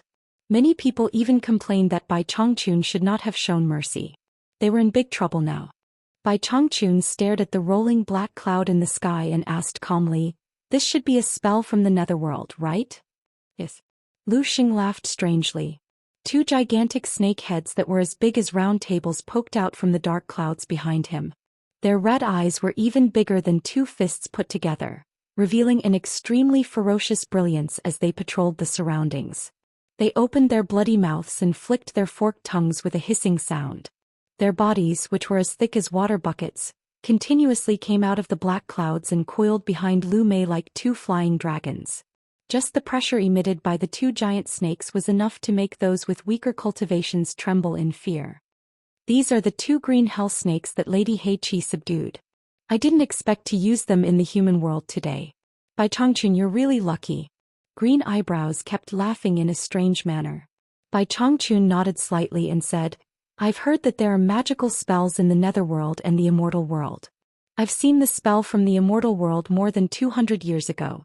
Seems to be much stronger than yours. Is this your most powerful ability? If you have more, why don't you show it to me?" He was not afraid of trouble at all. He had seen the spells from the immortal world. The lords in the soul formation stage looked at each other, not knowing whether Bai Chongqun was telling the truth or not. Even Noizhu was confused. He had never heard Bai Chongqun mention it, but he believed that Bai Chongqun was not a liar. If he said he had seen it, then he must have. On the other hand, Yu Qianqiu believed this because he had heard Bai Chongqun mention that 200 years ago, he had met an immortal who had appeared out of nowhere. The 2 of them had even fought, and after fighting for half a day, that immortal had been killed by Bai Chongqun. He guessed that Bai Chongqun was talking about that time. "You really don't know how high the sky is and how deep the earth is. This treasure was given to me by Lady He Qi. It is more than enough to deal with you." After Lu Mei finished speaking, she felt proud of herself. She threatened, "Bai Chongqun, if you know what's good for you, hand over the knocker and the 2 beast teeth you stole from the underworld gate.